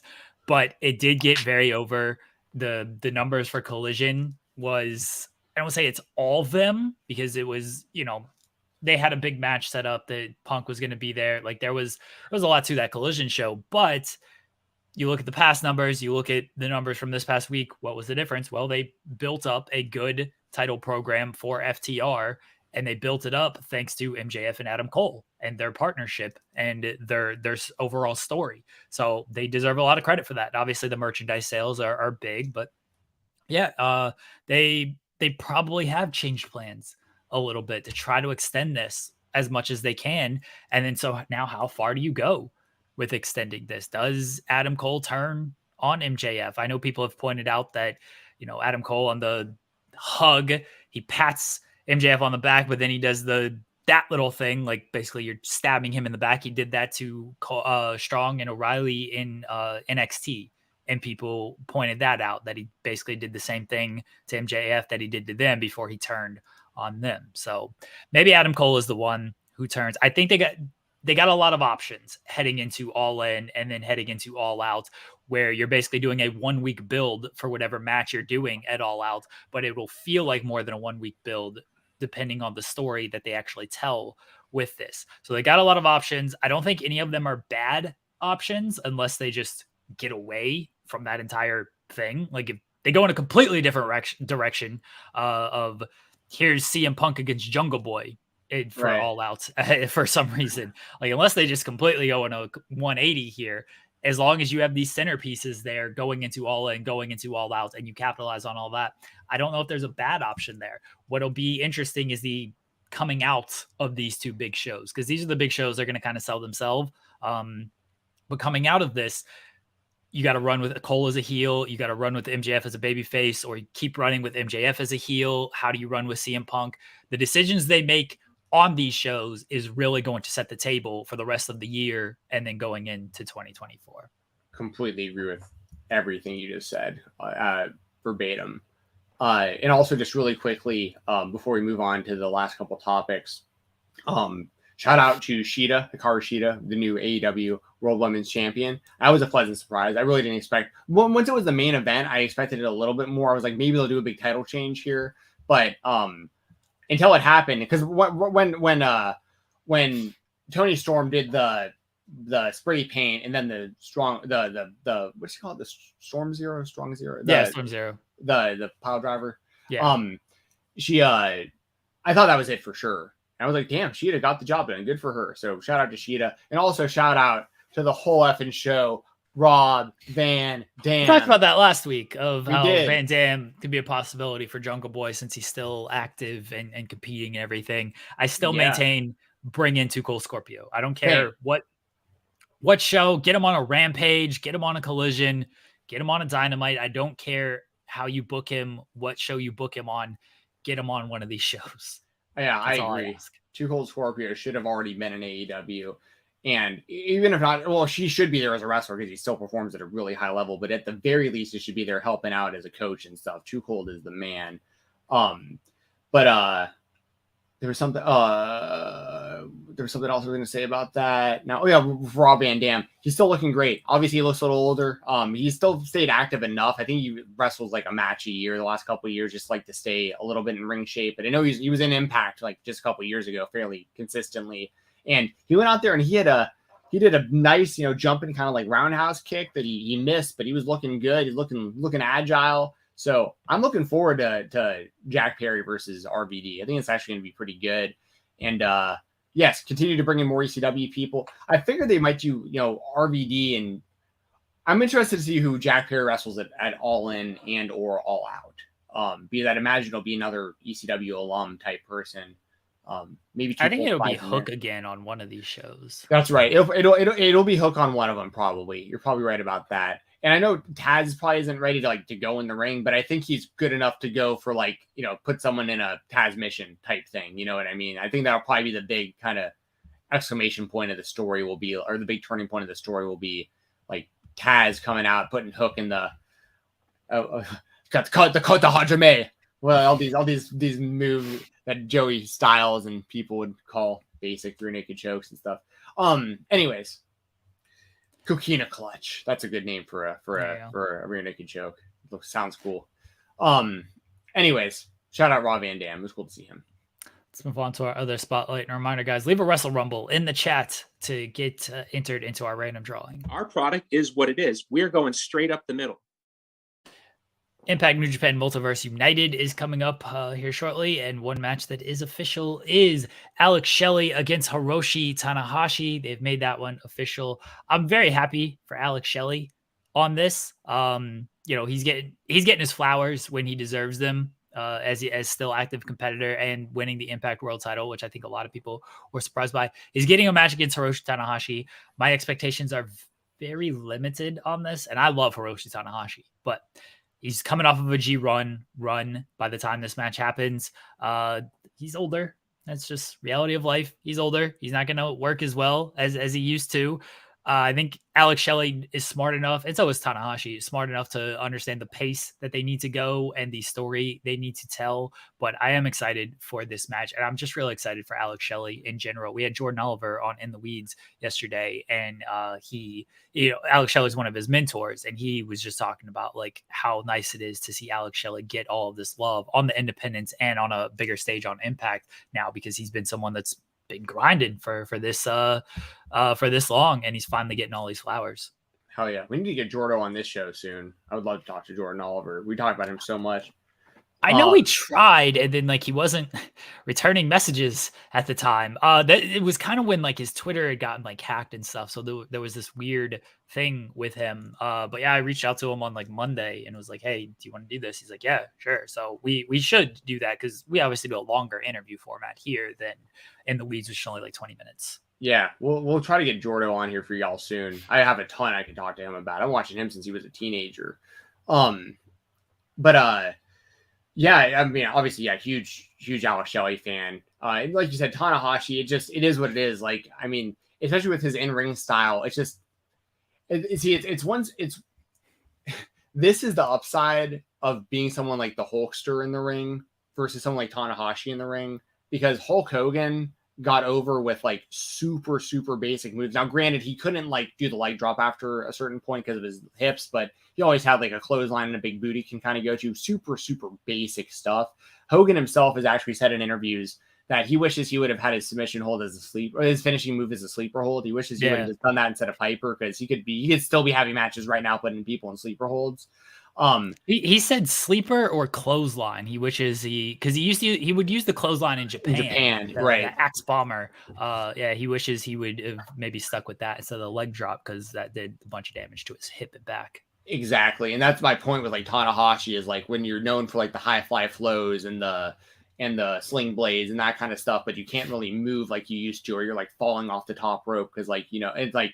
And I don't watch that, by the way, and laugh when these kind of things happen to someone like Tanahashi. It's like, I feel bad and I want them to end on a high note. So it's really the balance of like holding on too long versus like, you know, still doing it while you can. But Tanahashi is an absolute legend. Like, no one can take anything away from Hiroshi Tanahashi and what he's accomplished. And listen, if anyone's going to go in there and make sure Tanahashi looks good, Alex Shelley's going to do it. Like, I mean, they're going to have a good match.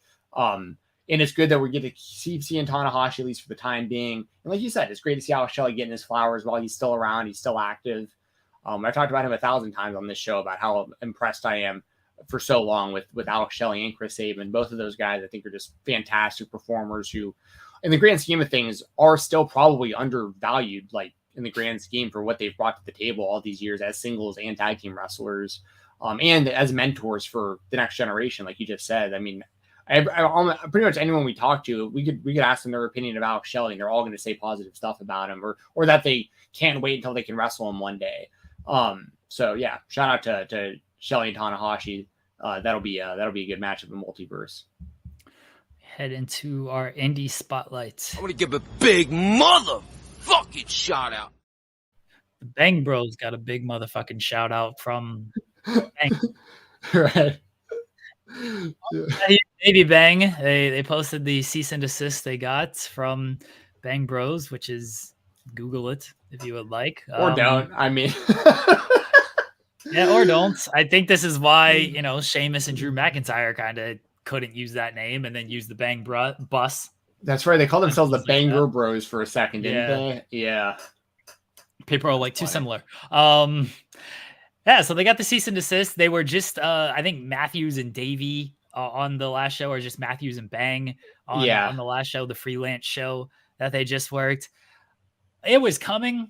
We knew it was coming. We talked to Dominic Garrini a little bit about this. He brought it up of just like, you just probably, as good as they are as a tag team, and we've talked about them before, like, we really enjoy their work, but like, that ain't a team, that ain't a name that's flying on national television. Like, there's just some issue with that. Yeah, and they got hit with a cease and desist. So there you go. And that would even happen, like, you know, whenever they make their entrances at most indie shows that they do on commentary. The running joke was always like, and here come the Bang Bros, just don't Google them. You know, and that was like always like the big thing, especially on like a kid's show. Dom talks about it too in our interview, and Kevin Q told us this as well when we interviewed him. That when they were called SADComp before their team was called Balances Forever, Kuhn Garrini had the team named SADComp, and Aussie Open told them one day, they were just like, listen, y'all got to change your names. Like, y'all are way too good to be having these ring names, because this is just going to hold you back. And then they changed their name to Balances Forever, like immediately after that. They're like, okay, like, we have a really legitimate, great tag team telling us this is the one thing we need to change to hit the next level. Like, let's do it. They totally rebranded themselves. For the Bang Bros, yeah, they came out as just like Matthews and Bang, or Bang and Matthews, or whatever they called their team. But it was, you know, they came out in loose fitting ties and like button up shirts. Like, they looked like they were going to go to court, like, as the kind of their new look, or at least it was for the freelance show. Yeah, I mean, this was going to happen sooner or later. I mean, even if those two guys got signed by AEW or WWE one day, they absolutely were going to change their names, and it was probably preventing them from getting booked or getting tryout matches to begin with. Because even if they came out on AEW TV for like a dark or like Rampage or something, and they were just banging Matthews or whatever, you're still running the risk of people being like, "Wait, who are these guys?" Like, I want to look into them, and then you start Googling, and then you wind up on a adult site that has nothing to do with professional wrestling. So like here's the thing. They should have never made their names that to begin with, because if they were a comedy team that didn't have like a serious future, I wouldn't care. But listen, on one hand, it got them exposure. Like it was a edgy kind of, you saw that, you heard it, you saw them wrestle, and you'd remember that. It was the Bang Bros. You know what the Bang Bros is outside of wrestling. You remember this stuff, but they're too talented to be. They're pigeonholing themselves. That's all it is. It's straight up. They're pigeonholing themselves. They're preventing themselves from working bigger places because of the name. And now they can change that, and now they're being forced to change it. So like, change it, and hopefully they can change it and get people to. They have to disassociate with it completely to where like there's no risk going forward. It may take a while before any company decides like, hey, they're still known as the Bang Bros. There are actually more people talking about them now than before, because more people know about the cease and desist. But anyway, that said, I think they're a fantastic tag. They're legitimately one of the best tag teams on the indie scene. They have been for a while now. Fantastic wrestlers, those guys. I love their matches. So yeah, they needed to change their name for a while, and now they're being forced to, which is, I rarely say getting a cease and desist is like a good thing, but in their case, it actually is good that they're forcing them to do this now. So it isn't a problem for them, in the future. Yeah, for sure. And, we'll see if they come up with, maybe they just continue with Matthews and Bang or whatever they decide to use. Maybe they actually get a team name that works for them, whatever that might be. The Cease Twins would be a good name. I think that's actually used. Dealer Dick says thoughts on this week's Dark Side of the Ring. It was Bash at the Beach 2000. I can't say that I watched it. You watched it? Mm-hmm. Okay. What'd you think? It was all right. The problem with and I got to bounce in a second, unfortunately, the clock is on my shoot job, but the it was fine. I don't love Dark Side like I did like the first season, maybe even the second season. It's I feel like they have to kind of rush the episodes, and the problem with an episode like Bash at the Beach 2000 is that, and they even talk about, like Dave Meltzer talks about this during the episode himself, and this I think was very true. Like the Bash at the Beach story and everything for that episode is basically the tales of two liars, and like who just choose a side to believe. Basically, do you believe that Vince Russo is telling the truth, or do you believe that Eric Bischoff and Hulk Hogan are telling the truth? Like, I mean, and Jeff Jarrett was just kind of caught in the middle of all of it. So like, that's kind of my takeaway from it, is I still don't know exactly what happened or what was exactly said. No one will, except for the people that were in that room, which is Hulk Hogan, Eric Bischoff, and Vince Russo. And those are three of the biggest liars you're ever going to encounter in wrestling. So like, who knows? But I thought it was a well done episode. I mean, all the episodes, for the most part, are well done. That's kind of where I'm at on Bash at the Beach 2000 as well, though, as I've heard enough about it for so long. I've heard from the main players for so long, and like the story, it doesn't always change, but we know just their history, all these players. And so it's tough for me to be like, oh, I'm going to get a bunch of new information on this episode. Like, no, I've heard what they've had to say plenty of times throughout the years that I don't think we're going to get anything new on this. Yes. And it's not really a story at this point that like even interests me. So yeah. All right. I have done the drawing for Wrestle Rumble, so I will read the names out right now. Please contact Stephen Jensen. Shoot him a DM. I know he has to go. My DMs are open, so that's just make sure to message me before the end of SmackDown on Friday. That's all I ask. Before the end of SmackDown tomorrow night, message me on Twitter. I'll make sure you get your entries. Cody Willis, Jack Witt, and J.K. Shaw are the three winners. Message Jensen. Again, that's Cody Willis, Jack Witt, and J.K. Shaw. Message Jensen. Shoot him a DM. He'll get you the free entry into the Wrestle Rumble. You can do the pick'em. You can sign up. Chance to win $1,000. Jensen, I know you got to go quickly. Do plugs. Yes, for sure. Yeah, X me a message. DM me an X on Twitter. Yeah, congratulations. Please do that before SmackDown ends tomorrow night, preferably right now. If you message me right now, I'll be looking while I'm at work. Please make sure to follow me on Twitter at FightTalk_, FIGHTTALK_. Use code FightTalk and IndependentWrestling.tv. Listen to the Weekender podcast every Sunday on FightfulSelect.com. And in all honesty, y'all, I've had a hell of a week. My mental health and I am drained. I am beat down. I am not having a good time this week, and I'm not looking forward to the next 9 hours at all. I very much appreciate everyone in the chat. I appreciate you, Jeremy. Like, I really look forward to doing this show with y'all. And whether you love me, you hate me, you like my takes on LA Knight, CM Punk, Cody Rhodes, all this stuff, just know that I appreciate y'all tuning into the show. I appreciate all the positive comments, negative comments, just y'all being involved, caring at all, and joining us. Like, I really don't take this for granted, having this platform and being a part of Fightful and everything and doing the show with you, Jeremy. So I know I tell you that all the time privately, but like, for people in the chat this week, I very much appreciate y'all, and I hope you join us next Thursday as well. And hopefully the next time y'all see and hear me, I am not so just at my wit's end with other stuff. But when Brock Lesnar beats Cody Rhodes, you're not going to be in a great mood. So all right, y'all. Y'all hear me next on the Weekender podcast this Sunday. I may pop up for other stuff. I don't know, maybe to preview SummerSlam and stuff. I don't know. We'll see. Check me out on Twitter. I'll keep everything updated there. See you, Jeremy. See y'all in the chat. Have a good one. Bye, buddy. Hope today goes well. The weekend goes well. You can enjoy SummerSlam a little bit. The great Stephen Jensen. I troll him. I hope he knows that. I love him. But it's fun to troll about like Cody and Brock stuff. It's hilarious to me. Didn't even get to mention that Bray Wyatt's going to show up at the end of the Cody match and just take him out. Can't wait for that. We have a great interview with Dominic Garrini. He's in the creator spotlight this week. Longtime independent wrestling fans of tag team wrestling, hopefully know who Dominic Garrini is. His tag team with Kevin Koo, who's on the show about a month ago. His tag team with Kevin Koo, Violence is Forever.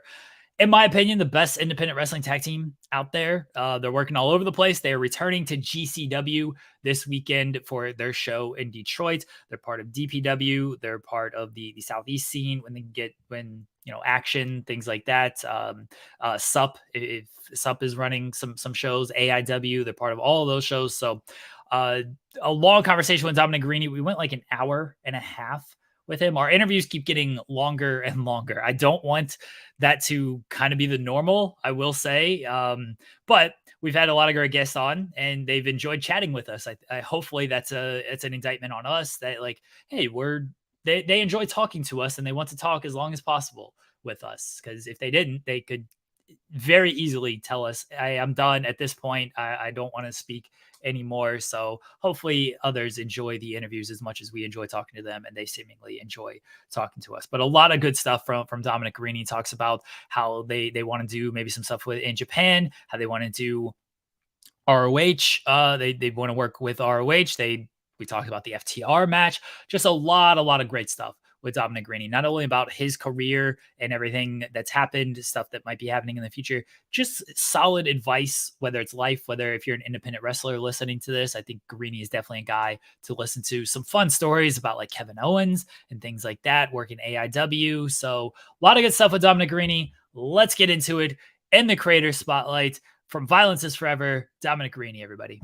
The creator spotlight, the interview portion of the spotlight right here on Fightful. I, as always, am Stephen Jensen, joined by Jeremy Lambert. And today our guest is a very accomplished professional wrestler who has a very, very wide resume of accomplishments, some of which include being a former BLP Tag Team Champion, former two-time C4 Tag Team Champion, former Action Tag Team Champion, former DPW Tag Team Champion, former IWTV Independent Wrestling Tag Team Champion, current Southern Underground Pro Tag Team Champion, the only and longtime running champions over there at SUP, and also a former SUP Bone Storm Champion. Don't think I forgot about that, representing the Basement East back in those days.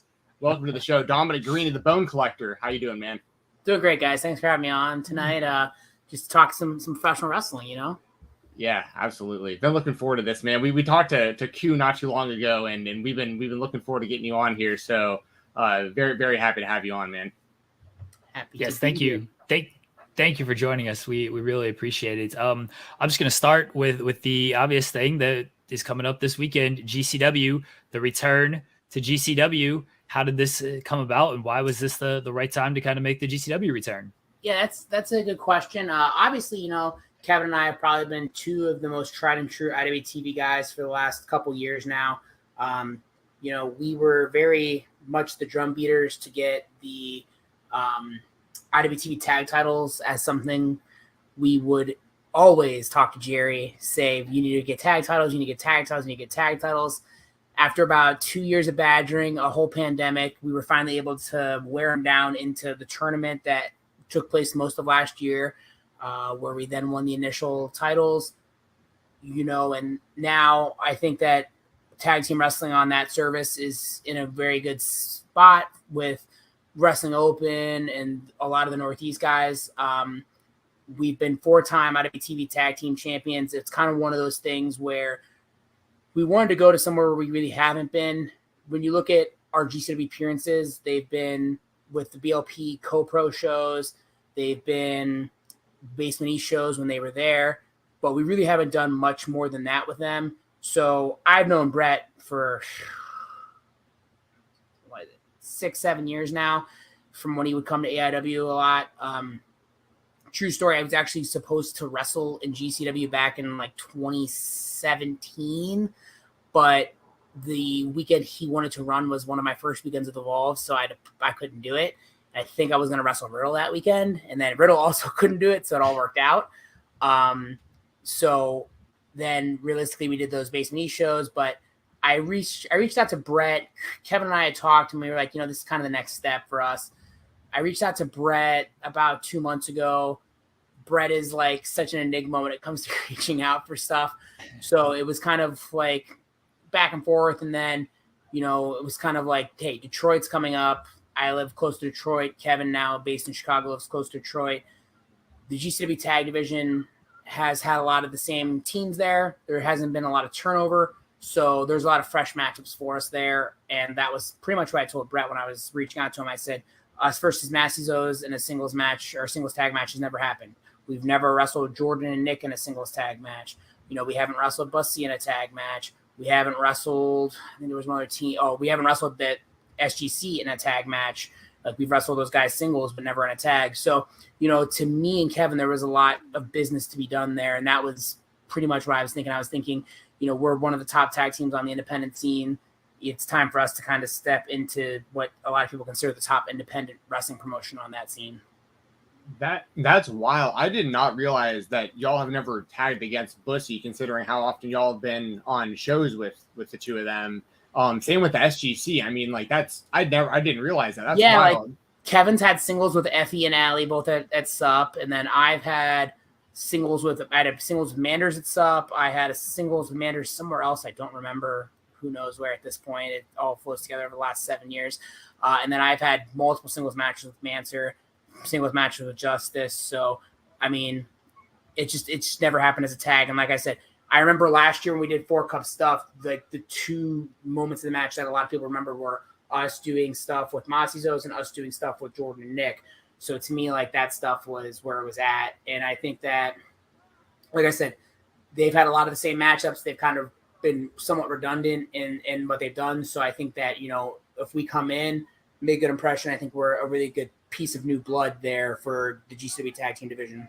Nice. Yeah, that was actually my follow-up question, was kind of what you thought your immediate future could look like with GCW. It sounds like it's something that if it goes well, you want to do, you know, pretty regularly going forward with GCW. Yeah, I mean, GCW is the number one show in town.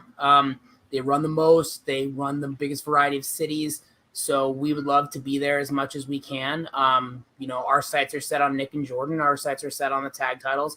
And that's what we really, you know, have our eyes on. You know, we want to wrestle the East West Express. We want to win the tag titles. And I mean, that's as simple as it is.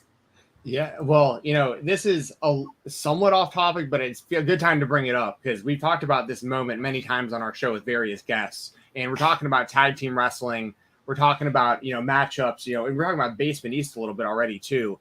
I was there live for They Might Be Giants versus Violence is Forever in the Basement East. There's a very infamous moment in that match that anytime I bring this match up, it gets brought up. The first thing gets brought up, that's the one with the bell, right? That's the one with the bell, right? Yeah. Can you speak to that at all? Because like you're the guy who threw the shot out there. So like blacked out. It's one of those things. Like I remember when the GIF got posted, I was like super horrified because I didn't remember that part of the match at all.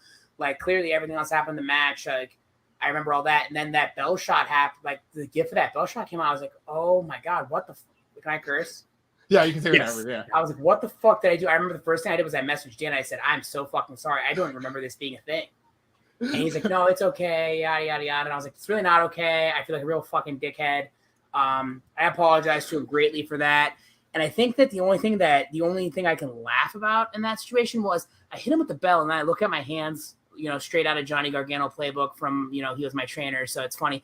Yeah. But like I said, that GIF got posted and I was just like, oh my God. I was like, I look like the biggest asshole in the world right now. Like this was not safe. And I would like to think I've learned a lot from that.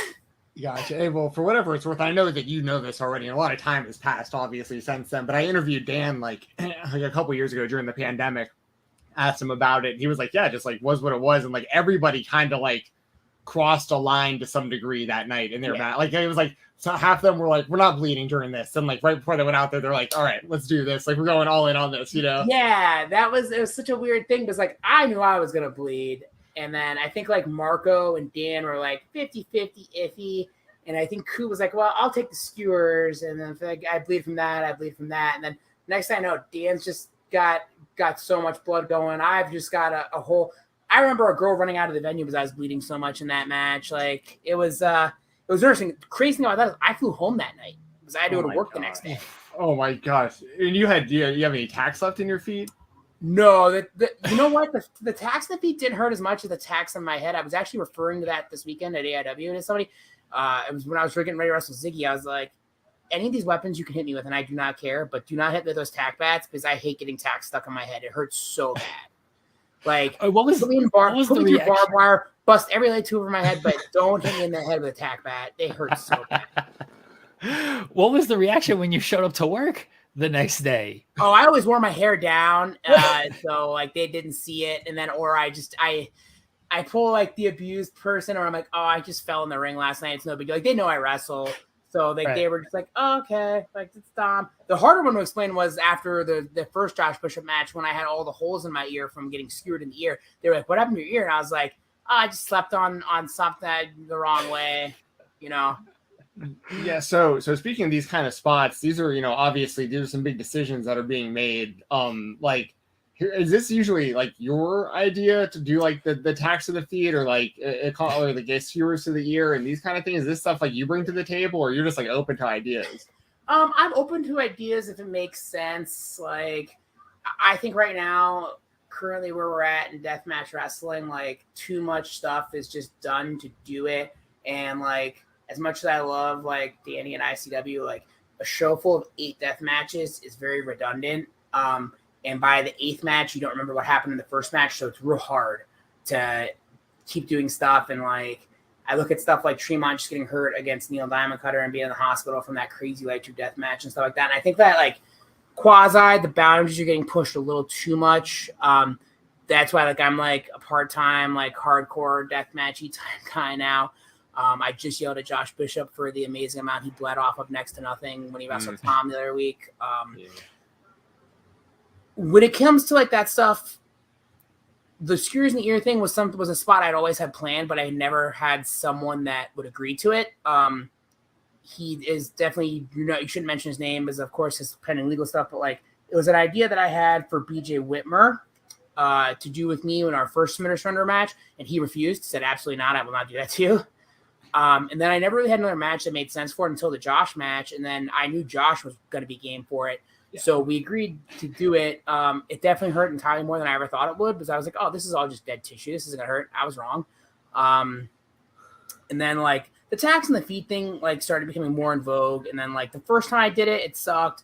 But like you kind of figure out how to goose step through and things like that. The only thing that like sucks when I was barefoot was we did some stuff at like a Wrestle Rager where it was like me, Yuta, and Justice, and we did light tubes where we all let Fonzie have light tubes and there's light tubes in the ring. That shit hurts to walk on with no feet. Like there's no way to goose step that really. Like you can't thumbtacks. Like you can kind of like walk on the sides of your feet with like thumbtacks and you'll be okay. But yeah, those spots they have to make sense, and they have to come from either like a blood feud to me now or stuff like that. Because like from like 2019, like most of my 2019 year, I did a lot of like hardcore deathmatch, etc. It was just too much, and now I'm like, yeah, I'm good with that. Have you done Legos? No Legos. I haven't done Legos. No. Okay. They did that at a sub match before with Brickster incorporated those. I think against him and Stokely Hathaway had like a hardcore match at sub. Yeah, I think he did with Stokely, and I think he did with Teddy King. Yeah, you're right. You're 100% right about that. Wherever Teddy King lies these days. Yeah, we actually talked about Teddy King a little bit because we had Manders on last week, and I was like, dude, that was so random. They've had that whole story based around Teddy for so long, and as someone who helped write it, you know, as someone who was on the creative at that point, when Teddy just up and quit out of nowhere, it was a nightmare for all of us. Yeah, I mean, I don't know if you can confirm this. I've heard that he was going to win, I believe, SCI Futures that year, and I believe Manders said he was kind of penciled in to become the sub champion. I believe that was where we were going to go with it. And then we kind of made all the kind of concessions. Like, I can tell you that there's probably a list of like 12 guys that were going to win the subtitle at some point, but it just never worked out. And then like now, obviously, stuff is so hard to organize for Kevin and I because neither of us live near where the home base is. When I've heard that y'all had issues with Live Nation now as well with like the venues. Yeah, and like that's something that we see with AEW now. Obviously, I'm so ingrained in AEW, like with helping John book and things like that. Like all these venues are getting taken over by Live Nation or Ticketmaster. Like for example, like we're doing JLIT at Temple Live in Cleveland, and they're a Ticketmaster venue, and every year we offer like a ticket package for the weekend of 3 shows, and we refuse to do it this year because if the more expensive the tickets are, the higher the fees are. So we were like, you know what, we're just going to offer a la carte this year and let people choose because it's cheaper on the fees. And like, that's the big Live Nation thing too, is fees. Like you guys go to a concert, you know, it's a $20 ticket and you pay $45 after all the fees and everything. Yeah. It's ridiculous. Yeah, I got hit with that we're going to Offspring here in I live in Akron, and we're going to Offspring here pretty soon. And yeah, the fees were more than the tickets. You live in Akron? Yes. I live in Canton, so like, you legitimately might be like, obviously like 15 minutes away from me. Yeah, I believe that. I just bought tickets to Wonder Years. Okay. I think it's October, and I remember like the ticket was like $22, and then when I checked out, it was $45. I was like, God, this is wild. What a scam, man. Oh, 100%. Yeah, Offspring's coming to Akron Theater. Nice. Like, yeah, August 22nd. So we're going to that. We live just a few minutes away from there. Right. Being in Ohio, I live in Ohio now. I'm not originally from Ohio. I moved here in 2021. Can you say good things about Ohio besides AEW and the wrestling is good? I mean, my whole family's here, so I gotta kind of like it. I mean, cheap cost living. I'll tell you that much. Like, yes. I remember when I first got my new apartment, and I told Koo and his wife how much it was. They like lost their mind. Like, it's so cheap. So like, cheap cost living's good. I mean, I like our sports here. You know, I like all of our sports teams, no matter how much they break my heart every single season. And obviously, you know, the ability to have broken in with AEW is another thing that is invaluable, from that Ohio gave us. So, oh yeah, go ahead, Jeremy. You have any Ohio? I don't know much about Ohio. Only I visited you there for your wedding, and that's pretty much my only Ohio experience. I was just going to ask, breaking in with AEW, training with Johnny Gargano. What was all of that like, and how did you just get started with everything? That's a great question. I tell the story every podcast when they ask me how I got started in wrestling, and it's very funny. So obviously, if you watch my early matches, you see that like my jiu-jitsu background was kind of like my antithesis was, prior to wrestling, I was like major competitor in Brazilian jiu-jitsu. And it was the year was 2015. I had been really running about 4 years really hard trying to win a world title in jiu-jitsu. I went up against this guy, Andrew Wiltsey, that year, who just smoked me. I had never been smoked like that in a tournament in my life. Wiltsey won the Pans and the Worlds at our weight class that year, was the only American to do it. He beat all the Brazilians, which was amazing at that time. Now, the playing field's a little more leveled now. And I remember he just buzzsawed me, and I was like, you know what? This is like a waste of my time. Just in terms of I'll never accomplish what I've set out to accomplish. And like it was one of those moments where like I had that stark realization of like, I don't need to be spending all my time dedicated to this to not do what I want to do. And it's going to drive me insane. So I remember I took like a week off after the Worlds in 2015. And that was the first time in like 2 years I had taken a full week off of jiu-jitsu. And I went to Raw when I came back to Ohio because I was in Chicago at the time training and that. And when I came back to Ohio, Raw was here. And the year leading up to that, like 2014 and 2015 was when Kevin Owens had debuted in NXT. He'd gotten called up so quick. And like my backstory is like Kevin Owens was my guy on the indies. Kevin Steen was like my favorite guy when I was like a 15-year-old chubby kid who was like, holy shit, like this guy's awesome.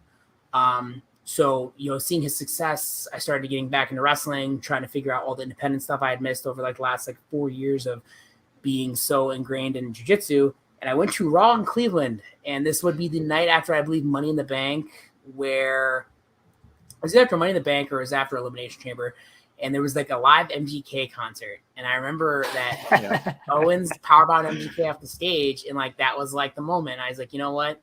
I think I can take everything that I've wanted to do, or I wanted to do in jiu-jitsu, and I can make it into wrestling. And I had been a wrestling fan for years prior, and like I was going to be a pro wrestler before I ever wanted to be a judoka or like a jiu-jitero, or before I wanted to be like an MMA fighter. And I was like, and just, I got into high school wrestling, and like pro wrestling took a backside. And that was also like those dark years of WWE where it was like Randy Orton, John Cena main event. It was like so boring. And like, I was just like really out. And then like when I was 16, I was going to local indie shows, setting up the ring, and like I was going to train. But also at that time, there was a lack of any good school around here. There was a lot of like iffy guys. So let's fast forward. MGK, powerbombed stage by Kevin Owens. That night I go home and I search pro wrestling schools, Canton, Ohio. 2 wrestling schools showed up. One was Mega Championship Wrestling. The other was AEW. And I go check the Twitters. AEW is like posting about Johnny doing NXT extra work. At that time, I think he'd wrestle like a Paul Cruz, like a dark match. So I was pretty sold, but I had one other confidant. So back when I was setting up those shows, those rings when I was 16 at these indie shows, there was a referee there. And it just so happened, small world stuff, I ended up coaching his kids in Brazilian Jiu-Jitsu for like 6 years after that. So I asked him, I said, James, I said, if you were in my shoes, I said, where would you go? Would you go to this one or AIW? And he said, I've seen what you've done the last 4 years of Jiu-Jitsu, how hard you've worked and, you know, where you want to get. He goes, you're going to need to go to AIW for what you want. And I remember it was a couple weeks before I was able to get started because it was like something happened and there was Absolution that first week. So then I went the week after Absolution, the one with the crazy 10-man main event that cost like $20,000 that Thor will tell you about. And then I started training in August of 2015. I always asked Johnny and Candace, you know, I was like, what did you guys think when I came in? And Candace like very quickly quips, you had wrestling shoes and qualifiers. She's like, I knew you were going to make it. So I started, and then at that time we had 2 classes, Tuesday and Thursday. We had a beginner's class followed by an advanced class, and I would come do the beginner's class, sit and watch the entire advanced class and take notes until I was able to do both classes, and then I would do both classes. And obviously, Jeremy, you know the kind of like geography here, like Canton and Cleveland's about an hour each way. Yeah. So that was like the entire thing there. That was August 2015. And around December 2015, there were talks of like they thought maybe I could debut because they had like this big AIW 10-man, like where it was all the school kids, but it didn't work out. And then I debuted in March of 2016. But, you know, breaking with Johnny and Candace is one of the best things that we could have done, especially at that time, because Johnny had just done like 2 WWE tryouts. So he knew everything the WWE system was looking for. He knew the drills to bring back, which in turn helped me when I took over for the school when Johnny left, because then I was just able to kind of take Johnny and Candace's blueprint, impart a little bit of what I have into it, but use mostly what they taught us. So your first match, I'm going to tie a couple things here. Your first match, according to Cage Match, which I assume is correct. You can't assume that, Jeremy. This thing is wrong all the time we talk to people. But Britt Baker was in this match, and I was at the show last year, Gauntlet for the Gold, when she returned to AIW and teamed with you. So having that kind of a full circle thing where your first match was with Britt, she comes back. Now she's, of course, well-established on television, comes back, teams with you. I think Josh told the story of when she returned, like you guys didn't really know, or you knew at like very late in the game, but Britt was like very kind and also just donated her money to everyone else on the card. She didn't want to get paid for it. She wanted everyone else to get paid. So obviously this is great timing for this because, you know, the internet's running wild with Britt Baker stories that are unfounded, untrue. Britt is one of the realest people I've ever met in wrestling. She still will call, she'll still text and talk to us. I know she talks to John on a pretty regular basis. But, you know, Britt, when I started, Britt started coming around shortly thereafter because I was there August. So she started coming around in September, October. It was right after she'd done the WWE tryout, and they had told her, hey, we think you should go to AEW and train with Johnny and Candice. So she would come up a couple days a week, and obviously this is while she's in dental school, and she's driving 2 hours each way. So, I mean, that showed you how much, you know, she wanted it, and then, you know, she'd come in there, run all the drills with us, do everything. And obviously, you know, we were scrapping them wrong to some really shitty shows when we started compared to what she was able to get on right off the rip. But, you know, she was always there. She was always working. You know, we were always trying to figure out ways to incorporate her, you know, as one of the students, you know, and, you know, she would always send me stuff to watch of hers. What can I do better? How can I be better? And she did that up until she was signed. You know, anytime AEW is in town, you know, she hangs out with us. She talks to us. And, you know, obviously that gauntlet story last year, as Josh told it, is very, you know, we figured out very late in the game that it was going to happen. She had wanted to do it for about a year, but it was hard to get the logistics. And then everything worked out perfectly. Like we had the deal with me and Cardona, and then Cardona had a whole crew, and Chelsea wanted to work Britt again, and that hadn't happened in a while. So it all just worked out perfectly. It was like the perfect, like, John books everything and to be very ECW style. And it was like such a good ECW style angle of like me and Cardona start. I'm about to win. PME comes out, attacks me. And then, okay, Rip City comes out. We even the odds. And then, Chelsea takes out Rip City. Oh, no. And then here comes Britt. It's all like this big thing. The only thing I do remember was there was a very like large like spattering in our office chat of what music should she come out to. And I remember Steve Guy, the ring announcer, was like, oh, she's got to come out to, you know, her old Iron Man theme. I'm like, absolutely no, she doesn't. I was like, you're not going to play to like the people who watched you here. I was like, you're going to play to the big crowd. I was like, she has to come out to, you know, the Doctor Can See You Now. And obviously she came out, one of the loudest pops ever. And, you know, I find myself super blessed that I was a part of two big AEW to AEW returns. I was part of that one. And then when Kingston came back, Eddie and I wrestled on that AEW show back in April of 2021 when no one knew. That was just like 120 people sounded like 1,000 that night. But, you know, same thing though. Britt, she donated her meet and greet back to the company because in her mind, she owes so much to, you know, what she was able to learn at the school, plus what, you know, John and all of us helped her with. And then, you know, everybody's in the match. She doesn't need the money. So she's just like, you know what? I'm just going to spread it up across these guys who were in the match. And like I said, honestly, one of the realest people I've ever met, and still, like, to this day, you know, takes care of us. Remember when her theme hit, but good call on using the AEW theme and not the Iron Man theme. Because this weekend, that was our first AEW show. It was myself and my wife. And, you know, we're watching it, and the music hits, and my wife doesn't know anything about Britt's time and like AIW or anything, but she hears the Doctor Will See You, and just immediate big pop reaction for that. Had Iron Man hit, she would have been like, who is this? Who is coming out? Because Gauntlet for the Gold, they bring back like a lot of people and everything, and the music hits, and because she doesn't follow it or anything, she's like, I don't really know. People are excited for these people, but she did not know who they were. AEW theme hits, she's up, she's cheering. It's funny, but it's like entrance music has always been like such a struggle for me, because like in AEW when I started, like I had like 6 different themes, and then I settled on something, and it was Run the Jewels, Blockbuster Night, and like it was really over. And then like when I turned heel, I wanted to change it. And then Kevin and I started using Zombie, and it got so over. So then I wanted to use Zombie, and then Thorne was like, hey, I don't like Zombie for you here. It's too slow. It's a whole different argument for a different day.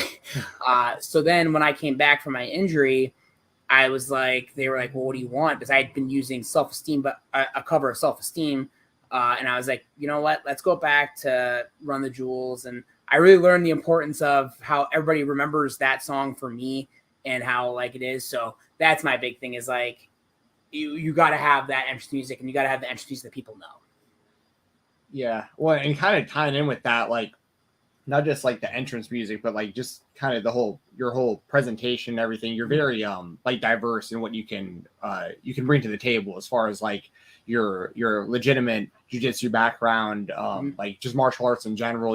I know you're a big fan of mixed martial arts, and I've seen you in a bunch of different styles of matches for different companies, like the UWF 5 Rules style matches and all the different companies all over.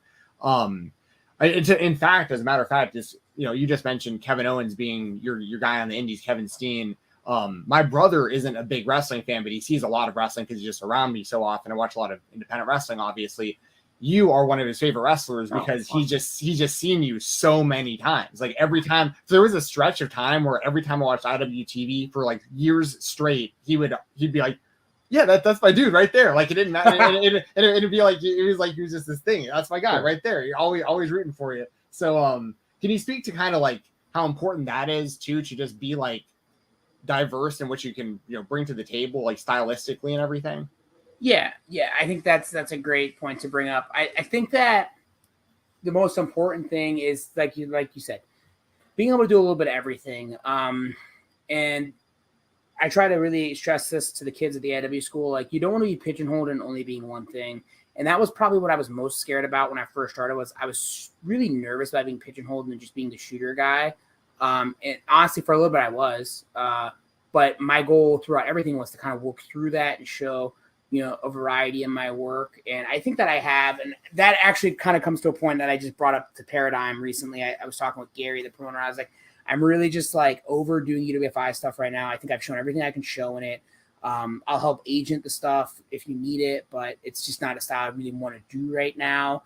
I think people forgot here that I'm a really good wrestler and stuff like that. But, being able to, have a bunch of different tools and the tool belt, as, someone would say, makes me, or really any wrestler for that matter, able to kind of be booked more and be worth more to any kind of company, because I can go out there and I can have a really grapple heavy match, or I can go out there and I can have a really strike heavy match. But then also because Johnny and Candace trained me, I know how to do a lot of spots and I know how to like set matches up like that. So it really kind of makes me, just like I said, kind of like a multi-threat, like a 5-tool player to a point for those sports fans that like they call 5-tool players. Someone's able to do a little bit of everything.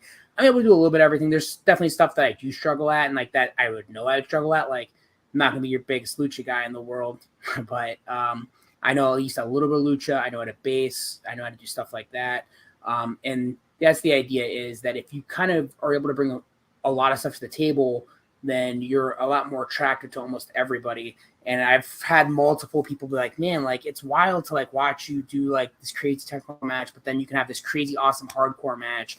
And I don't know, probably because I watch a lot of wrestling, and I've watched a lot of wrestling since I was like 12, where it was like, oh, well, here's this. And it probably comes back from like watching like older CZW and IWA and ROH, where there was just so much variety on those shows that it wasn't just like high spot match. Like an old 2002 CZW show was like, okay, well, here's your high spot Jack Evans match. And then here's your like kind of really cool Kevin Steen match. And then here's your death match with like Zandig and Lobo and Wife Beater and Necro.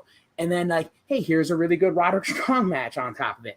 So it's like, realistically, like a lot of people talk about like this like weird golden age of the indies, but like there's not a lot of going to be like, I don't know if we'll ever have the kind of like talent we had on the indies from like 2002 to like 2010 before the big signing booms happened. Because at this point, and Thorne will tell you this too, like anybody gets over, they get signed at this point, whether it be the AEW, WWE, New Japan's bringing more guys in now with visas opening up. So it's harder for the scene to maintain more than anything. Well, and kind of on top of that, like, what's it like? Because I mean, y'all, as you guys are so impressive. I compare y'all often to teams like Red Dragon and teams like the Motor City Machine Guns, and the fact that like individually or as a tag team, you and Kevin, like you're constantly booked either as a singles or a tag team, and you can be put in any position. It's always going to be a match that you can rely on. It can be anywhere on the card. It can be for any title, and people are always going to be into it. But obviously you have to build that reputation to get in that spot. I guess, how important is it, I guess, just to the willingness to get in a car and just go places and get booked? Because I know there's a lot of risk reward to that, where you might you might lose a lot of money. You might mess up your full-time job. There's a lot of intangibles there where you might not make it, but the reward, if you do, is obviously that's the dream for so many of y'all. 100%. One of the biggest lessons I learned straight out of the gate for wrestling came from John Thorne. He told me, always have a shoot job, because you never know when you're going to be slow. You never know when you're going to be hurt. So you have to have something that you have a backup plan with. So I was super blessed in 2016, right as I debuted. I started a new job. I've worked at that job every day since I debuted. They're very open with schedule. They're very open with everything. So that's helped me out. But traveling is the key. It's the complete key to becoming a better wrestler. I did a seminar with Regal, and he said, guys, the greatest wrestler in the world probably never left his territory. And it's true. There are a lot of great wrestlers that just don't leave their area. And, whether that be for a number of things. But I always kind of stress to everybody that wrestling is the most expensive hobby you could probably pick up. One of the most expensive hobbies you could pick up until you sign a contract that pays you a livable wage, whether that be with WWE, AEW, New Japan, etc. But until then, this is a hobby, and it's very fucking expensive. It's expensive to travel. It's expensive to get nice gear made. It's expensive to diet right. It's expensive to go to the gym. It's expensive to do a million things. And you're going to eat a lot of shit. Okay. But the biggest thing I tell anybody is you have to learn to eat shit, but not like the taste of it, because you have to eat shit to start. And then you're like, you know what? Shit doesn't taste that good anymore, and I'm better than this. So you know what? Now I want a bologna sandwich. And then you got to go from the bologna sandwich and you say, you know what? I'm real fucking tired of bologna sandwiches. I like a hamburger. And then I'm tired of hamburgers. I want a steak, so on and so forth. I did a lot of seminars with Evolve when I first started, because to me, ROH Golden Era Gabe is like what I grew up watching. So one of my main goals when I started wrestling was to work for Evolve. And I remember one thing that Gabe said that always resonated with me was that wrestling is like getting a doctorate. When you think about it, you go to school, you get your undergrad, you graduate wrestling school, right? That's your however long. And then you spend the next 7 years getting your doctorate, doing internships, making very little money, sacrificing a lot to end up getting hopefully that big position at, as a doctor. And that was one of the things I always took from those seminars that really kind of made me think and remember. And then obviously it ended up paying off for me as I worked almost a full year for Evolve. Got to work, with Ring Conf a lot. Got to work with, Drake and Henry. That's where I first met Drake and Henry. Got to work with Yehai. Got to work with Jaka. All kinds. Darby. Got to work with Darby a bunch. So, that was great. And Biggins always told me something that also resonated with me. So I always reference Thorne and Biggins because those guys are like top tier mentors in wrestling for me. But Biggins always told me, you learn how to wrestle in wrestling school and you learn how to work on the road. And that always stuck with me because I know what works in AEW, and I don't have to change it up. But what works in AEW might not work at ETU. What works at ETU might not work at C4. What works at C4 might not work at DPW. So you have to learn and go on the road. And the territories in the most sense of the 80s territories are dead. But if you're a smart independent wrestler, you treat the current indie scene like the territories, because you are not going to work wrestling open like you work New South. They're completely different. And if you're traveling and you're doing that work, you're going to figure out how to do that stuff. And that's the biggest thing. The other big thing too, you talk about losing money. I tell every kid, you're going to lose a lot of money to start, but you have to figure out ways to offset that. Biggest thing I tell everybody is pay to have good merch designed. Don't have some shitty, my buddy from high school made me this and Adobe Illustrator t-shirt. Spend $100, have a great t-shirt design made that can also then be made into a sticker. Because if you do that, then there's that. You know, find where the best place to get your 8x10s printed are. I can tell you right now, it's a place called sharpprints.com. They are the best place to get your 8x10s printed. They're cheap, they're high quality, and you're going to make money on them. You know, hey, who makes pins? Who makes pins? Pollyanna makes pins. They're cheap, they sell. So these things, you have to figure out ways to offset that. The other way to offset that is, you know, if you come from a school like AEW, I say you guys need to have 4 guys that you guys can pitch every promotion and say, hey, this is my card of 4 guys. We can work anybody on your card or we can work each other and we can do great. Here's the price for the car plus gas. And that's the biggest thing is all those things are the ways to kind of offset that. Because I'll circle back to Gabe. Gabe was at the Prestige show where we wrestled the Wolves. And he pulled me aside. And obviously, I hadn't seen Gabe in like maybe 2 years. Honestly, the last thing he'd said to me was hit me up to do some singles stuff and Evolve right after I was done with doing the Stokely thing. And I never hit him back up because I had started the tag team and it had gotten over so well. And then the pandemic happened. They got hired by the WWE. So, of course, I just never really had the chance to talk to him. So he pulled me aside and Kevin at that time, too. And he goes, you guys are on like this crazy run right now. He goes, you guys are one of the most recognizable tag teams on the indies. He goes, what do you credit your success to? And I told him, I said, I look at it a lot like the Young Bucks used to look at wrestling. Or when we started, we looked at it like the Young Bucks did. We are hard to book at that time because Kevin lives in Nashville. I live here. We live 8 hours apart. That is not very logistically sensible for a promoter to pay a high rate plus both sets of trans at that point. We were a new tag team. So what would we do? We would tell a promoter and we'd say, hey, pay our trans and we will impress you enough with our performance and we will sell enough merch that we will make money on the show. And we did that. We did that for about a year. And then we got over everywhere.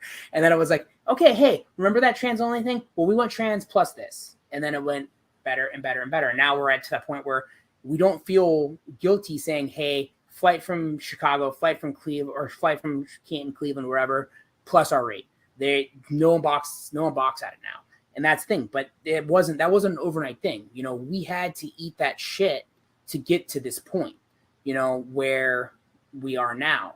And I think that a lot of wrestlers, when they start, just because wrestling is so easily accessible to get into now, it's not like it was even in the early 2000s.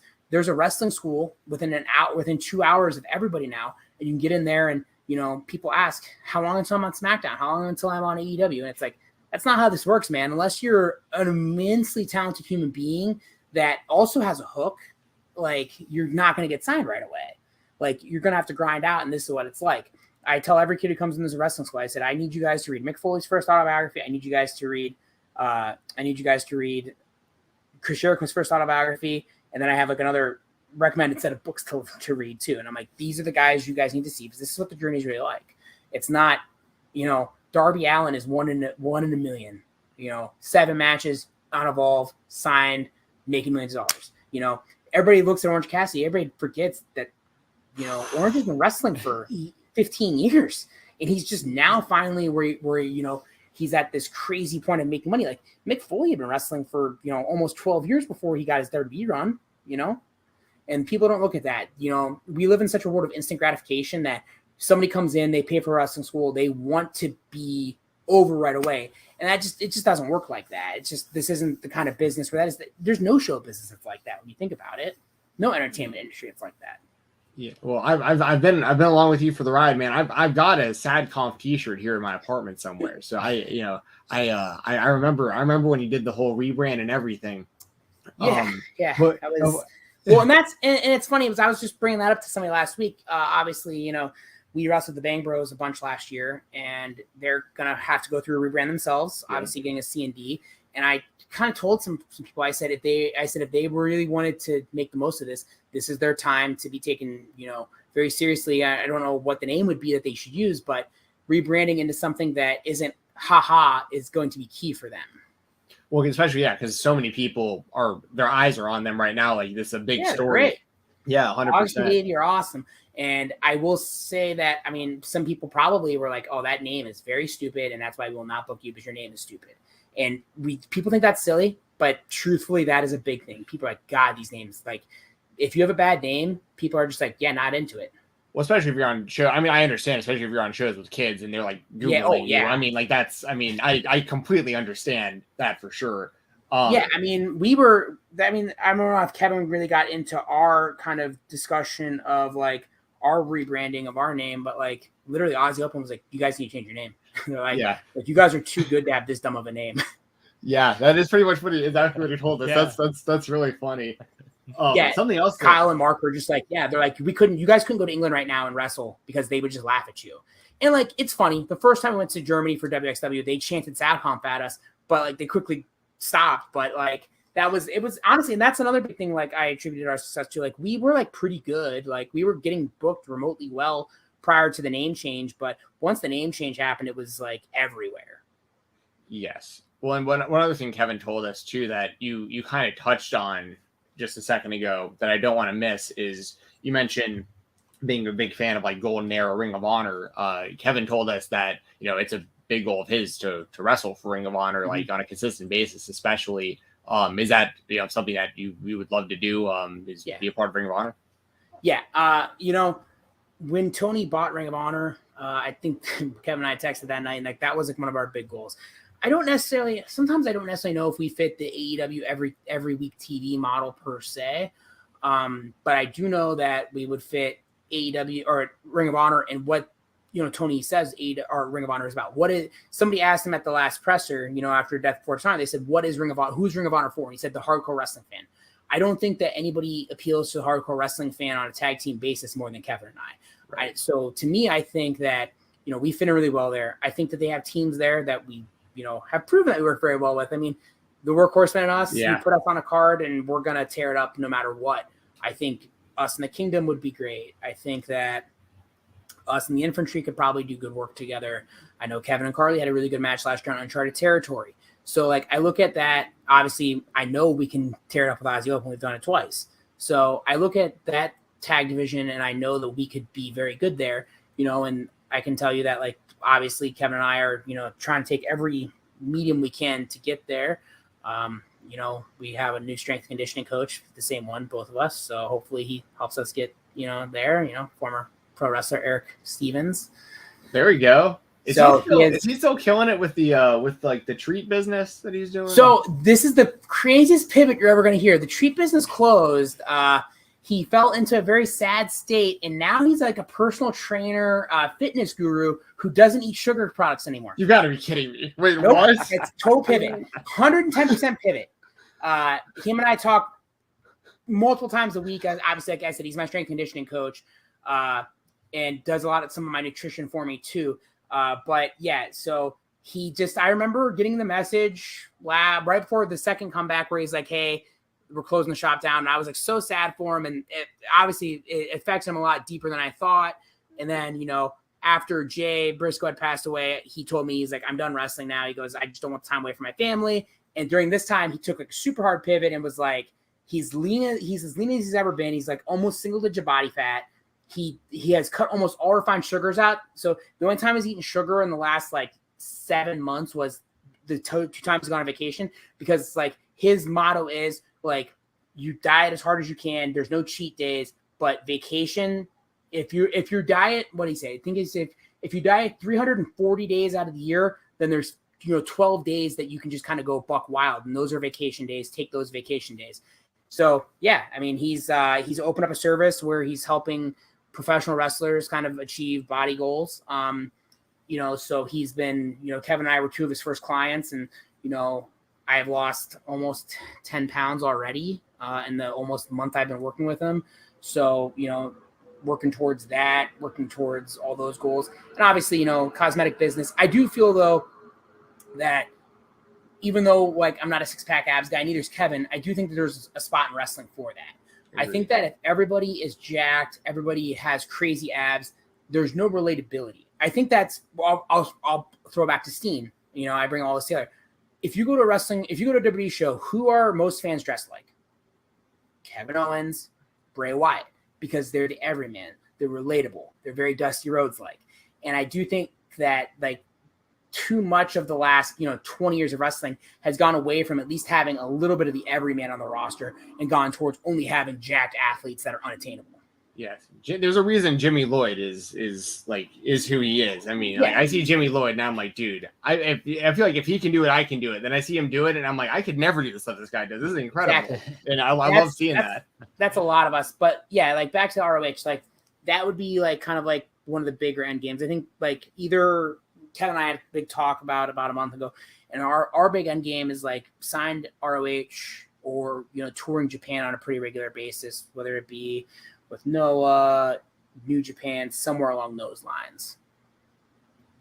I was going to mention that Eric Stevens, he's working with Malachi Black, who's opening like a new kind of gym. Malachi mentioned that on his podcast, and he mentioned Eric Stevens. Like, Eric Stevens, the wrestler, is now doing this. So I knew he was into like the training stuff. He's going to do fitness for Malachi there, but he's also going to teach some wrestling classes, because when he decided to step away, I kind of told him, I was like, spend time with your family. I was like, you can live vicariously through others, and he considers Kevin and I, wrestling kids of his. So I said, take our success and roll with it. I said, if you have a wrestling need, I said, when Tommy, because we call him Tommy, I said, when Tommy opens the school, I said, use that as your wrestling outlet. And I think that's his game plan. There you go. You mentioned Japan and potentially touring there regularly. You went over to Japan with DPW. So kind of a couple of questions here. One, talk to me a little bit about DPW. When I messaged John Blood and I was like, hey, I want to get some DPW guys on. He's like, message Kevin and Dom, see if they'll do it. They bleed orange and black. Those were his exact words to me. Kevin had very kind things to say about DPW, saying it's like the modern day kind of ROH with just like the production and the style and everything. And then when they went over there to work with Gata Move earlier this year, you were part of that as well. So DPW experience, and then kind of on top of that, Japan experience.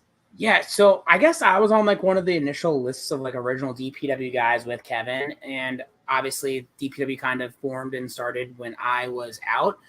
So they were like, hey, we're gonna still bring Kevin in, and then Kevin came in for a while. I came back. There was like some issues with a couple of the dates, so I wasn't able to do a couple of them. And then finally we debuted with that Workhorseman draw it was either August or September last year. September. We did that Workhorseman draw. And then from there, it was just kind of like a build from there. It was kind of like a perfect marriage from the start. I see a lot of myself and a lot of my wrestling views in John and James. And the time we got to spend in Japan, I consider those guys actually like very close friends now. There's a lot of times where John and I just DM each other just totally random stuff that will only pop us. But from the moment I stepped in the door at DPW, I could tell it was different from most indies. Most indies you go to, you get there, you sit down, you call your match, you do whatever. I get there. First of all, they're right there to say hi to me. Then they said, hey, can you get your gear on? We want to go film these, these like essentially this B-roll footage of you guys like warming up, because we're going to do a package.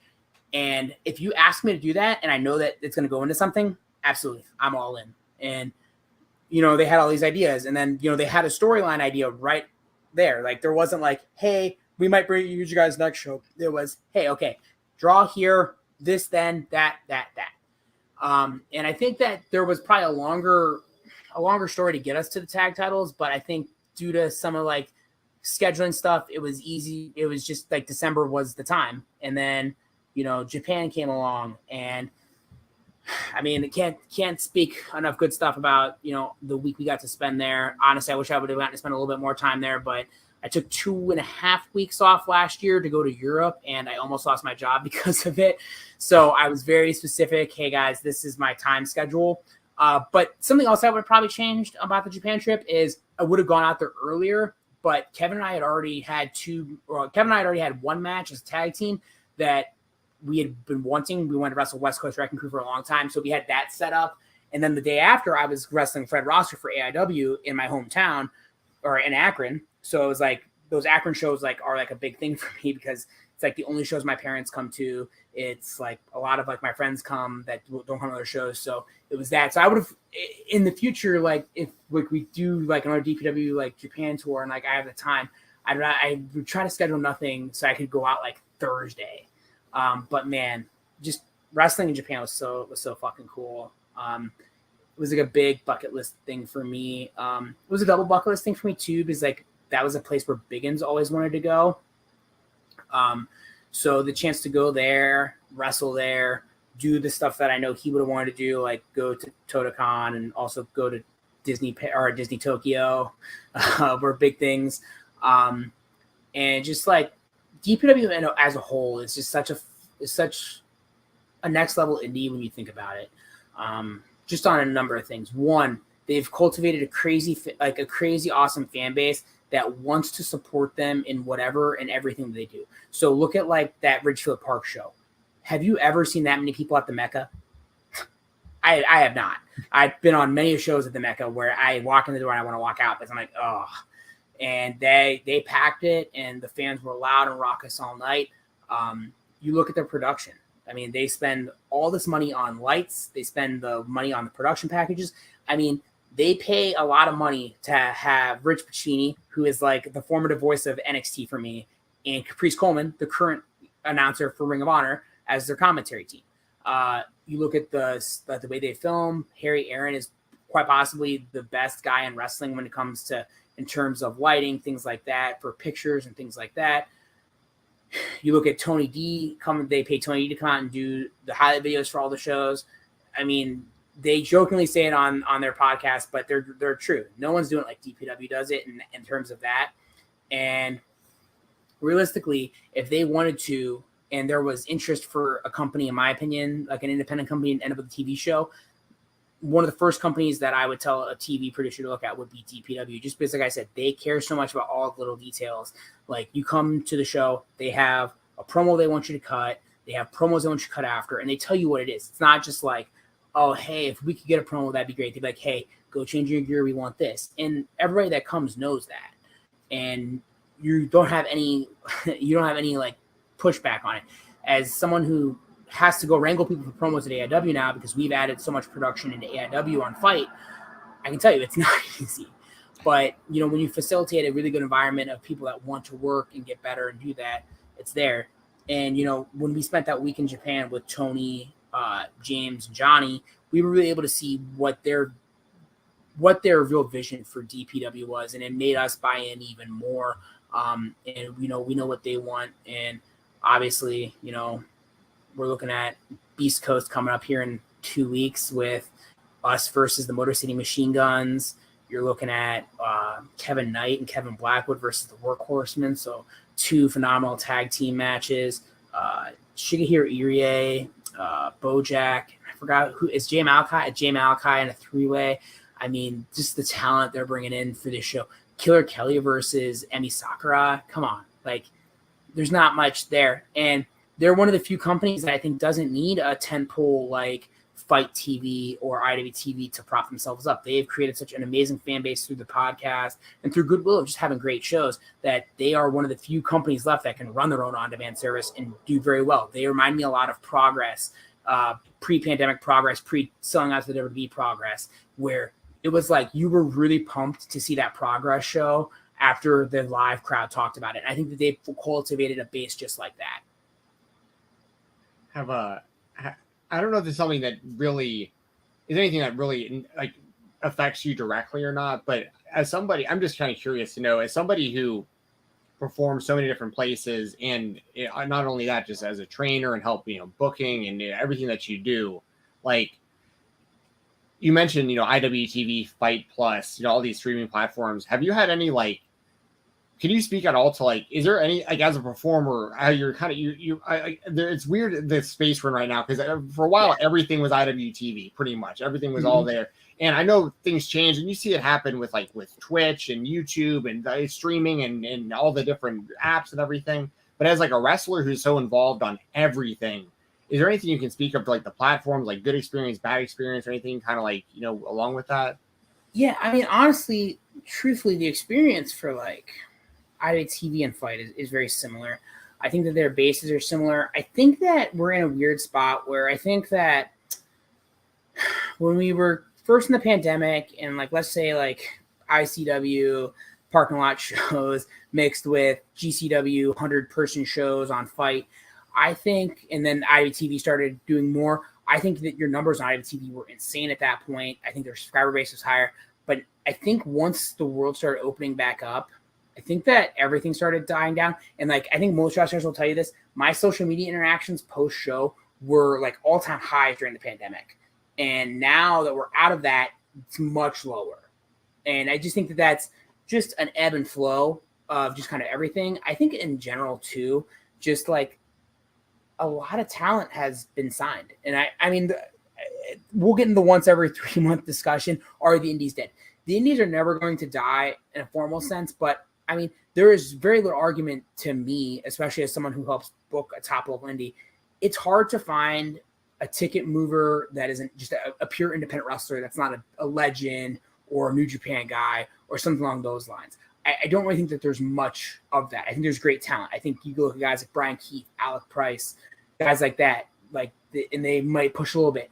But it comes down to like it's dollars and cents versus dollars and cents.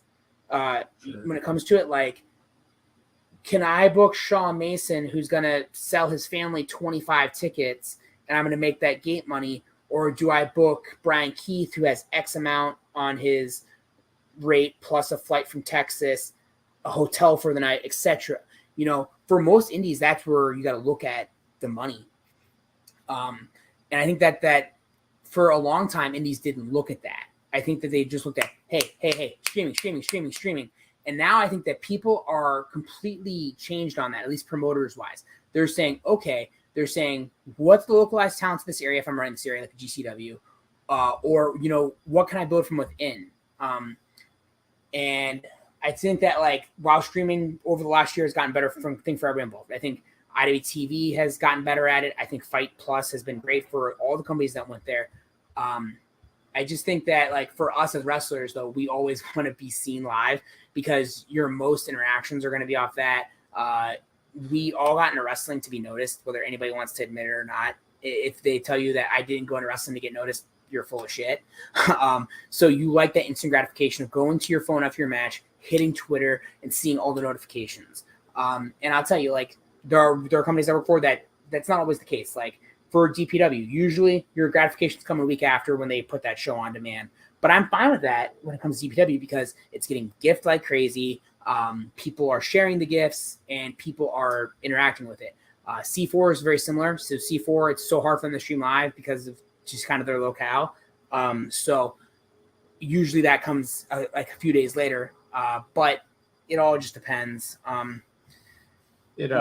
We all just want our recognition for what we've done. It must have been maddening, and you can go into more detail on this if you'd like to. You don't feel like you have to, but it must have been maddening from that sense working for MLW then when y'all were, because they would tape stuff like half a year in advance, and then like now they're finally catching up a little bit. Yeah. With, like, you know, now it's like airing a little bit closer, and their pay-per-views are finally live on Fight Plus. You know, but while y'all were there, it was like there's all this buzz for VIF being an MLW. We all want to see you make a run for the tag titles. And then, like, we're sitting there waiting to watch it. Finally airs, and then y'all are gone. And it's like, oh. Yeah, so obviously the time when we were in MLW was a very interesting time period. I was signed in September of 2019. Clearly, in February 2020, something called the pandemic happened. So it got interesting. So there's that. You look at, like, I got signed in September. Kevin got signed in pretty much January. There were so many creative directions for me when I first started. And like, there was 98 pitches that were all sounded awesome to me when I started. I was going to come in. I was going to work all the shooters. I was going to work Davey Boy. I was going to work Thatcher. I was going to work with Tom. And there was talks like, hey, maybe we'll put you with Tom. And then the first pay-per-view happened. I was on the pre-show with Douglas, James at the time. We did this three-way tag. That was a total nightmare to call. And then we had the match, and we did TV tapings the next week, and Douglas and I did like another tag match. But then they're like, okay, well, we're gonna put you with Tom. It was like right after that tape, they're like, we're gonna put you with Tom. And I was like, okay, great. And then it was like Tom and I become a team, and we did the really great angle in Texas with me, Tom, and Eric. Yeah. And then the pandemic happened, and then everything got really weird because they were actually going to put the tag titles on Tom and I before they signed Kevin, because they were like, hey, we want to put the tag titles on, you know, you and Tom. And then Tom signed with PFL, And then he had these fights lined up. So I was like, oh, okay, well, that's kind of out, and we'll figure out what we're going to do. Well, then the pandemic happened. So when the pandemic happened, it was like, okay, reset. And then when the pandemic happened was when they signed Kev. And they were like, hey, so then we did these vignettes because they were doing like those weird like MLW kind of like, I don't remember what they called them, where they're like, okay, so Court would call and text me weekly at that point of like where we wanted this angle to go. So the idea was, in Court, to his genius, like sometimes Court's one of the biggest geniuses in wrestling. Court was like, what do you have near you landscape-wise? And I was like, well, I have a forest, like kind of like a forest in my backyard. He goes, can you act like you're in the forest looking for the next big fighter? He goes, and act like the savages are like chasing. I was like, yeah, sure, that's fine. So then the whole deal was that we did the deal where I was looking for this, and then Tom couldn't find me, and then me, Tom, Eric, and Kevin were all on a Black Label show, so it was perfect. We all come out of this forest scape, and Kevin's there, and it's like, okay. So then pandemic is kind of like not quasi-ending, but Court finally has a date for us. We have, 3 whole days of taping in Orlando, which these tapings were the worst. I don't think you will find a single soul that was at these tapings that will not say that they sucked. And it was no proponent of MLW. It was just what we had to do at the time. Each day we had to be there at 8 a.m.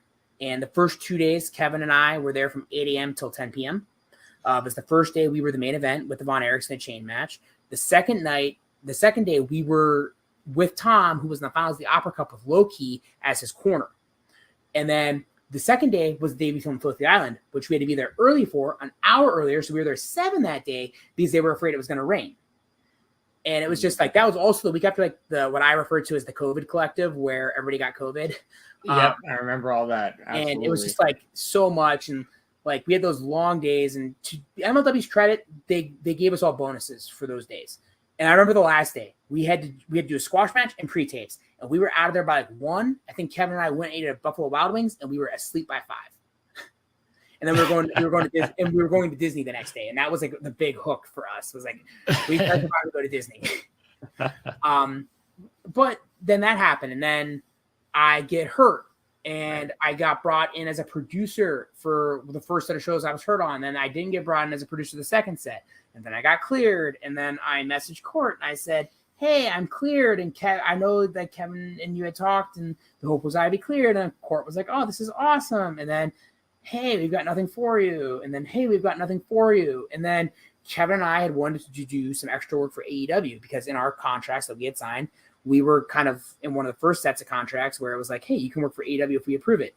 So, we reached out to MSL, who was our contract guy, and we said, hey, we'd like to work for AEW if we get the chance. And, he was very worried about tampering. And I was like, no, they didn't ask us, we have to reach out to them. And he's like, well, he goes, we'd be more than willing to give you guys your release because, you guys have been great for us and haven't complained about anything. And we don't want to hold you guys into your deals if need be. And I was like, okay. And Kevin and I, we were like, sure. And then that was kind of where like the big deal everyone started up was after that. So I have nothing bad to say about MLW. I hope that, they're successful in what they're doing now. I know a lot time heals all wounds. I know a lot of guys have gone back there. I don't know if that's something where Kevin and I would want to go back right now. I think we've had many discussions about how it's kind of not where we'd want to go. To Kevin and I, we either want to be like the Danielson, Nigel, Samoa Joe types, or Danielson, Nigel types that are on the indies until they get signed. And then that's kind of ride or die or nothing. Like we did the MLW thing. It wasn't exactly what we'd hoped it would be. And I don't think we'd want to go back to do it again. Appreciate you being so candid about that. Thanks. Yeah. And Kevin kind of told us a bit of the same as well. So, and like I said, it's no hard feelings towards Court or those guys. Like Court's awesome. Court, very amazing wrestling mind. Him and I would talk, Texas wrestling history together too, because he did so much with Gary Hart. So I love wrestling history. Like it's a big thing of mine that I like to study. Obviously, I was telling Jeremy about my times on Between the Sheets. So those, marathon shows, I listen to those, when I'm driving. So I love wrestling history, and like Court was awesome talking about that. I mean, I got to work with the Von Erich brothers. I got to work with Kevin multiple times. So like, I'm going to go see this Iron Claw movie, and like, no one's going to know that I know these guys. So it's very, very funny. That's very true. That's actually really cool. I want to bring up FTR. We asked Kevin about this. The big call out from Beyond. Kevin said that like, it was kind of it was almost happening. You guys have talked to FTR about it, and they had brought it up to Tony. Is there any progress on this FTR bout that I think a lot of fans really want? So I'm sure Kevin said. So Kevin and I wrestled FinJuice, Tampa Mania, when that weird bar that the IWTV venued all for Action. That originally was always kind of penciled in. They wanted it to be FTR versus us. FTR, we had an intermediary that was working with FTR, and it was very close to happening. And then the rumor is, and I don't know how true or not this is, was that FTR went to Tony to try to get approval for the match, and Tony said that's the night the Pinnacle started, so that's why it kind of went down the way it went down on that one. From there, Warrior had talked about making it happen. Action's talked about making it happen. I know that Will from Prestige said first and foremost, if those guys hit him up, he would make it happen too, because I know he has a vested interest in making that happen. I know he's worked with, Sean Spears, who's very close with them as well.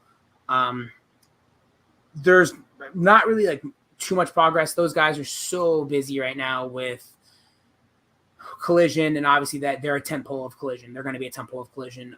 So the hope would be that, Ring of Honor and Collision tape the same day. So if we were to end up in Ring of Honor, I'd hope that would be a thing. Obviously that's a match that, a lot of people want to see, including Dax himself, who stated when he talked with Sean about it. So I just think it's all about, when can it work? How can it work? Obviously travel logistics become a real nightmare for those guys working indies. If they were to work an indie, because, okay, well, can it happen on a Friday night? I know Tony's not cool with some guys working Friday nights. Clearly those guys are Saturday guys, but okay, if they work Friday night, is they close to where Saturday show is going to be? Can they get the early flight on Saturday to get in? You don't want to possibly, have them work Friday and then their flights get canceled, because we all know that right now flights are insane and they get canceled for no reason anymore. So things like that. Or, okay, is it a Sunday? Can they get in on a Sunday? Do we have a show that's willing to run a very expensive match on a Sunday? So it all just matters on, time, place, and money sense. I think that, if you talk to all parties involved, I think all parties involved want it. People talk to me about dream matches, and realistically, I think Kevin and I have had 2 or 3 real dream matches left. And one is happening on August 13th for Deadlock Pro Wrestling with us versus the Machine Guns. And then the other one is that one. So we'll see, maybe we'll have to go, to TK's Playground to make it happen if it can happen, I think every wrestling fan is rooting for Violence is Forever against FTR. Yeah, when I'm going to manifest the win. Yes. You guys get signed to ROH, then you can do the Collision ROH taping, and whether it happens on a ROH show or whether FTR shows up at an ROH pay-per-view, whatever it might be, we'll make that happen. Hell, some of my favorite matches ever have happened at Final Battle, so there you go. I love something like that. Do you mention Action was talking about this potentially? Action Wrestling was talking about maybe. Yeah, so Action was one of the first ones to want to do it. I know that Matt Griffin has a lot of intermediaries that kind of have some relationships with Dax and Cash, and I know I have seen literally the text messages between Dax Harwood and Matt Griffin. I was about to text Matt myself right now and be like, book this. Obviously I don't want to, but. The biggest thing, like I said, it's time and money thing for the most part. It's gonna take the right time. It's gonna take the right money, and also it's gonna take Tony being willing to, if it doesn't happen under his banner, it's gonna be Tony being willing to let one of his top 5 most over acts take an outside booking, which is hard, because when we talked with Dax in Nashville last year, he had said getting any approval from Tony for them to do stuff outside of AEW has been really rough for them. They had to beg to work the Rock and Roll Express, is what he said, which makes sense. Obviously it's a crazy match, and there's any variable numbers that can go wrong in that match, but hopefully somebody can make it happen, or like I said, we get signed and it happens. I wanted to ask about you've brought him up a couple times, Chandler Biggins, and there was a show earlier this year. It was about a month ago at this point. It was a Raw show. Raw was in Cleveland. And at the end of the show, I don't know if you were there or not, but at the end of the show, Kevin Owens, after the show was over and everything, John Thorne was sitting ringside. Kevin Owens had mentioned AEW and just how much Biggins had meant to him and his career, and then how much AEW and John Thorne had done for him and everything. It was kind of a twofold question here. One, can you speak just a little bit more about Chandler Biggins? And two, you've mentioned Kevin Owens a handful of times and how much influence he's had in his career. Does he know how much influence he has had on your career? So, okay, those are both good. I'll start with Biggins, then I'll roll in Steen second. So we'll start with Biggins. So this is a well-told story that I tell on podcasts as well. Biggins, when he first saw my email, was so excited because my name was Dominic. Not because I was Italian, but because he is was a massive Fast and the Furious fan. It was so excited. He was expecting me to drive some kind of like souped-up Honda Civic, and he was going to give me a streetcar racer gimmick. I drove up in the shittiest 5-speed VW Golf ever, and his dreams were dashed. But then he saw my ears, and then he saw me move in the ring and was like, oh, this guy. So Biggins, big wrestling fan. So I'm a big wrestling fan. So we hit it off right away. Biggins as a mentor to all the kids, man. Like it was actually Chandler's, it was his birthday yesterday. And a lot of us talked about, that. And recently it was the anniversary of his passing. And, we kind of all just talk about all of our Biggins stories, and we all have such great experiences with Chandler, Chris. I would take a lot of trips to Alpha One in Canada with Chris, and it was just me and him alone, and we just talk about wrestling and life. And I tell a lot of the kids too, like there was a time like when I started at the AEW school, it was like right when my student loans started kicking in, and student loans kick your ass when you're trying to pay them back and you're trying to become a wrestler and do all that. And he was always so gracious and so helpful with me when it came to, paying on a certain time for school and things like that, that I try to do the same thing for the kids. And it's just, you'll never find anybody that loved wrestling as much as that guy, man. Like he lived wrestling. And I remember me, him, and Dr. Dan had a group chat together, and we would always just kind of shoot the shit in it. And I remember when he got sick, like he told us in the group chat, like, hey, I'm sick. I'm going to the hospital. It's unserious. I'll be out in a couple of days. Kayfabe it. Don't tell anybody. And it kind of went on from there. But he was just so instrumental in just like the start of like a lot of like the young AEW kids' careers, and just giving us the platform, giving us big matches, giving us just love. Because when you start as a student, not a lot of people love you. And Biggins was that guy, and sometimes if Thorne didn't see something in you, Biggins would always try to find something in everybody. And then he would be your biggest hype man to Thorne, or your biggest hype man to Ethan Page to get you booked on Alpha One, or your biggest hype man anywhere. He was the guy that hyped up everybody. And, I owe a lot of like my early success to him, and obviously John as well.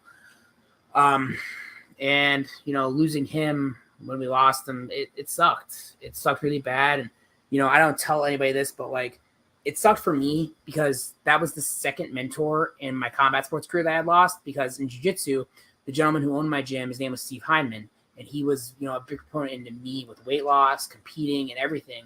And so I started in 2009. In 2012, he was diagnosed like a terrible form of liver cancer. We were told he had 3 months to live. He lived another 2 years. And I remember I had lost that tournament that day, and I got the call from my coach that he had passed away. So it was like a double whammy. So in jiu-jitsu, I lost one of my biggest mentors, and then quickly in wrestling, I lost one of my biggest mentors. So it was a tough toll to take on me. So it was a lot, but I take solace in the fact that I know that, Chandler's looking down, watching every AEW show, watching every training session, laughing at the stuff he'd still be laughing at. Definitely cannot believe how dumb some of the kids are at the school. And I think he would be so proud into what we've kind of built into and what we're going to be building into here at AEW. I mean, we just ran this Groom at the Temple live, which is the old Masonic in Cleveland, where ECW used to run shows, where ECW ran a big show. And, we're about to run this big room again for J-Lit weekend. I look at it, we've graduated 20 plus students since I took over the school, and I think that he'd be their biggest fan. So I look at that, and I'm happy that, his memory lives on with AEW. I'm happy his memory lives on with stuff like Kevin, recognizing him, and, Ethan Page recognizing him, guys that, had all that work. And realistically, the other thing too, and Thor and I tell people this, like Chandler was the biggest proponent of the women's division in AEW, and that's part of the reason why it's been so hard to get the women's division back up and going because, besides the fact that I think that, that signing boom kind of gutted a lot of the talent and gutted a lot of the mentors on the circuit. John doesn't have the passion that Chandler had for women's wrestling, and we're getting back into it. And I think we're getting close to it. On to the Steen topic. So, does Kevin Steen know how much he has meant to my career? He actually does. In 2019, I was going through a rough time in my life. It was right before the very first Paradigm Grand Prix, the very first UWFI one, which I, had a great performance at. Was probably Paradigm at the time their best show. But I was going through it in personal life stuff and work, outside life stuff. And I left that Paradigm show that night to meet up with Kevin at the hotel because we were going to do the Workhorseman Ironman match the next day. And I got in my car and I opened Twitter and I had a DM. And it was from Kevin Steen. And coincidentally enough, it was, hey, man, I recently came across an interview you did, and I think it was with WrestleZone right before the MLW pay-per-view. And he said where, you cited me as your reason for wrestling. And, you brought up, he goes, and, I remember eating with you with Biggins and Thorne after a house show in Canton. And he goes, too often in wrestling, we hear about the bad. He goes, we hear about how bad we are, yada, yada, yada. He goes, so for me to read that and to see that I've inspired you to become what you've become is so impressive to me. And then he said something along the lines of Biggins would be so proud of what you've become as a wrestler. And that meant the world to me. And, him and I exchanged some DMs and stuff. And I, reiterated how important he's been on my career. And then last year I had a really nice body transformation that I then kind of fell out of, but I'd had a body transformation where I lost like 20 pounds and because it was right after my injury and I got really in really good shape. And he had DM'd me right after that too and was like, hey man, like this is so impressive. This is awesome. And like we just exchanged about how we hate working out. How, especially for him, he hates it because we're both like, as extroverted as I come across on these types of things, I'm so introverted in normal social situations. I don't like to talk. I don't like to be talked to. So like when someone recognizes me at the gym or recognizes me in public, I get so just like embarrassed and I'm like shy about it. Like the other week, some kid at the gym was like, "Are you Dominic Garrini from AEW?" And I was like, "Yeah." Like one time I was shopping at like a Marshalls in Cleveland, and like somebody pulled me aside and was like, "Hey, are you excited for the show this Friday?" I was like, "Yeah." So that was something that Steen was really into too. He's like, "Man," he goes, I can't really work at a normal gym because people just pull me aside." So yeah, I mean, he knows what how important he's been in my career, and I will beat the drum of being the biggest Kevin Steen fan ever, or one of the biggest Kevin Steen fans ever. I always jokingly tell the AEW students, hey guys, when I came here, I wanted to be Kevin Steen.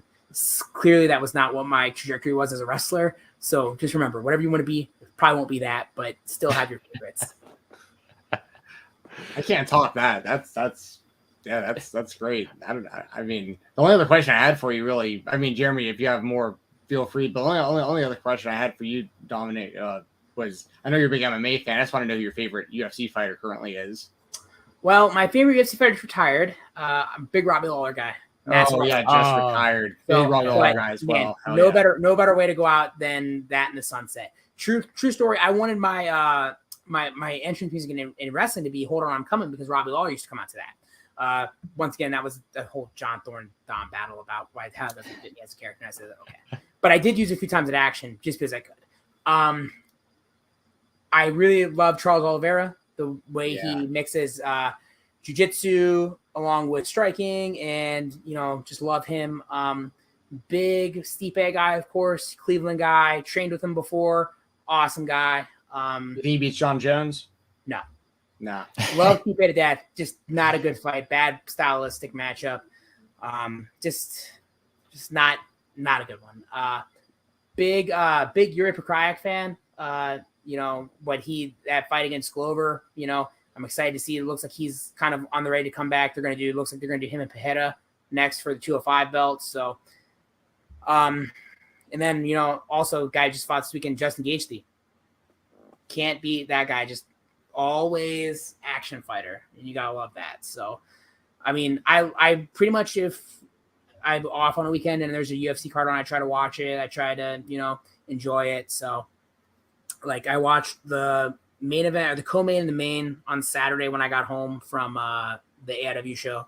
So I try to keep up. I don't keep up like I used to. Like for how much keep with wrestling now, that used to be I kept up with MMA, but I don't do that as much now. Yeah, it gets tougher too. With like, I mean, there's like UFC card every weekend now. It's a fight every weekend, and you don't know who 3/4 the guys are, but they're contender series people. And it's like, what are we like? They need to fill shows. That's the argument that I get into with Thorne. Thorne and I talk about the Endeavor WWE partnership, and I'm like, I think you don't understand. Like, people think there's gonna be these crazy WWE cuts because of like money, but like, if you look at the way Endeavor has run the UFC, they have just added so many more shows. So I don't know whether they're going to shop on a streaming deal, but I think Endeavor is going to want to add more wrestling because it's a viable profile, especially with how hot the WWE is right now. That's a good point. That's a really good point. For sure. I used to be very into MMA, and now it's just like, okay, cool. If there's a couple guys that I know, I will watch. Like Gaethje and Poirier this past weekend, I watched that, and that was a great fight, great ending with Gaethje. But yeah, there's just so much. It's very tough to keep up with. It is no longer the days of one pay-per-view. Corey Sandhagen, Corey Sandhagen, on the ill-fated Joe Rogan podcast that is impossible to listen to anymore. But I listen to Sandhagen, and like just his views of like life and training, and a lot of it can be kind of pulled into wrestling too. So like I really like Sandhagen a lot. He's also a crazy action fighter. So he's fighting in Nashville like this weekend. Yeah, I know that Nurmagomedov pulled out. Did they find somebody for him Rob to fight? Font. Yeah, good replacement. Ooh, that is good. Rob Font there. Yeah, I'll probably watch. Yeah, I'll probably watch that. I mean, have that Collision and SummerSlam all going on at once, you know? Yeah, it's wild. And also this weekend is Jake Paul and Nate Diaz. Oh, Nate Diaz, right? Yeah. So hey guys, don't overload the weekend or anything. Dominic, my last one, the last one we ask everybody, the coolest thing you have in your room. Oh gosh. Oh man. Well, probably my living room as opposed to my bedroom because I don't keep anything cool in my bedroom. I'm looking around it now to think what I think is the coolest thing. I'm looking at like all these like cool signed posters I've gotten through the opportunities to work AEW. I'm looking at like my sub tag title belt, my tag team of the year plaques. I mean, these are all great things. Things, yeah. I'm gonna say it's in my kitchen. It's on my refrigerator. It's a $1 bill signed by one hornswoggle, Dylan Postel.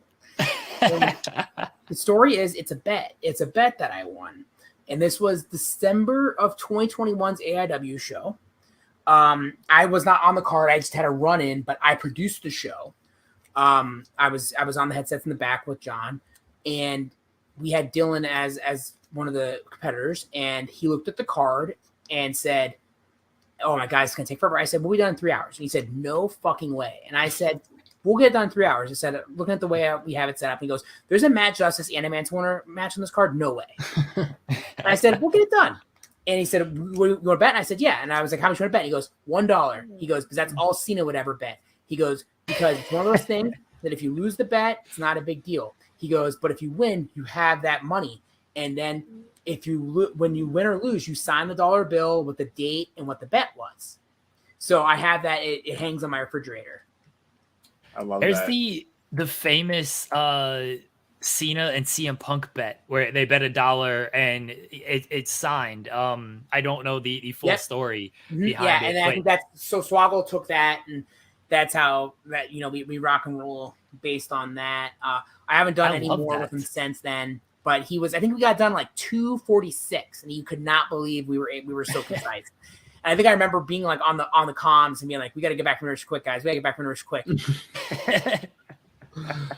I love that. I love the just betting $1 and signing it. That rules. And then the story of wrap this up in 3 hours. That's tremendous. Yeah, it's because when I was out almost that year, that was my job. I was on comms and I was like producing matches, getting stuff to refs, things like that. And like that was like a big thing that helped me just in wrestling in general. John and I worked on timing shows. I think now we're at like this point where AEW is like quite honestly immaculate when it comes to timing. If we have an AEW show that starts at 7:30 and is done any later than 10:30, we are not happy. We've made our decision. Like as a company, as a lot of these other companies, and this is where I'll get back to that streaming point. These companies like, we're going to run as long as possible. Absolutely not. Our goal is 8 matches, 4 on the front half, 4 on the back half. A pre-show match that goes on at between 7:05 and 7:10 that gets 10 minutes. And it's not your normal, hey, here these 3 guys that drove in, they get 4 minutes, do whatever. We want to give meaningful pre-show matches, whether it be to our students, things like that. And then you have 8 matches, 4 on front, 4 on the back. The back end gets more time, etc. And we had a lot of talks with like Josh Prohibition too about where we're putting stuff on cards versus because for a little bit there, like you had 7 hardcore matches on an 8-match show, and we had to figure out how to not kill the crowd by the end. So it's been a balancing act, but learning how to produce has been one of the crazy best things we've had. And I obviously, if you guys get a chance to watch any of the newer AEW shows, the production we have with the video packages, the tales of tape, all the stuff Chase Oliver is doing is setting us apart, in my opinion. So yeah, fantastic product, absolutely. Yes, and I am very thankful that you guys run around here so often. I'm able to come out to a few shows. I need to get out some more, but yes, it is nice to the Tadmore Shrine. Anytime you guys run the Shrine, I try. Yeah, to we'll be there. We'll be back at the Tadmore on October 7th. There you go. That's right around my wedding anniversary. So that'll be the wedding anniversary for me and the wife. We'll make it out to an AEW show. Dominic, thank you again. Thank you so much for doing this tonight. We really appreciate it. We have now for the 3rd straight week set the record for longest interview that we have done within 5 weeks here. We're going to be at 3-hour interviews. Dominic, thank you again for doing this. Let everybody know where they can find you at. Yeah. So, at DGreeny on Twitter and Instagram. Upcoming stuff, obviously, this coming Friday, August 4th, live on Fight Plus. First time ever matchup, Violence Survivor versus Los Macizos, former 2-time GCW Tag Team Champions. Like I said, first time ever matchup. Really excited about that. Really excited to wrestle in Detroit at Harpo's. Harpo's is an awesome venue. Then you look at it next weekend. We have DPW Beast Coast on Sunday. So if you're in the Durham, North Carolina area, Durham Armory, first time ever matchup again, us versus the Motor City Machine Guns. I believe on the podcast today, the boys said that will be the main event of the show. And then the week after that, Kevin and I will be at C4 for their annual Fighting Back fundraiser show. Crazy lineup already announced. They just announced yesterday Josh Bishop versus Lance Hoyt, which I'm ungodly excited for. Ooh, okay. That's going to be an awesome match. I'm real excited. I was talking to Mark, the promoter, about how that came about. I know our match is one of 2 matches, and I'm very excited about either of those possibilities. August 26th, we have Wrestle Rager for AIW in Cleveland. I don't know if we're going to air that one live yet. I know that Wi-Fi is always an issue, but we'll see. And then September 15th and 16th, we have the JT Lightning Invitational Tournament. This is no hyperbole, the biggest JT Lightning tournament in terms of talent we have ever booked. John just sent me the first round matches today. Insane. First 2 talent announcements came out today, or came out over the last week. We have Magnum CK making his AIW return to action, which is awesome for anybody who knows that story. He was on the fast track to some kind of big title in the company, had an injury that he thought was going to retire, took a couple years off, and he's back now. And then we just announced the original Psychosis. So a little WCW flair, and believe me, we got a lot more talent, like 24 people in this tournament, and it is star-studded.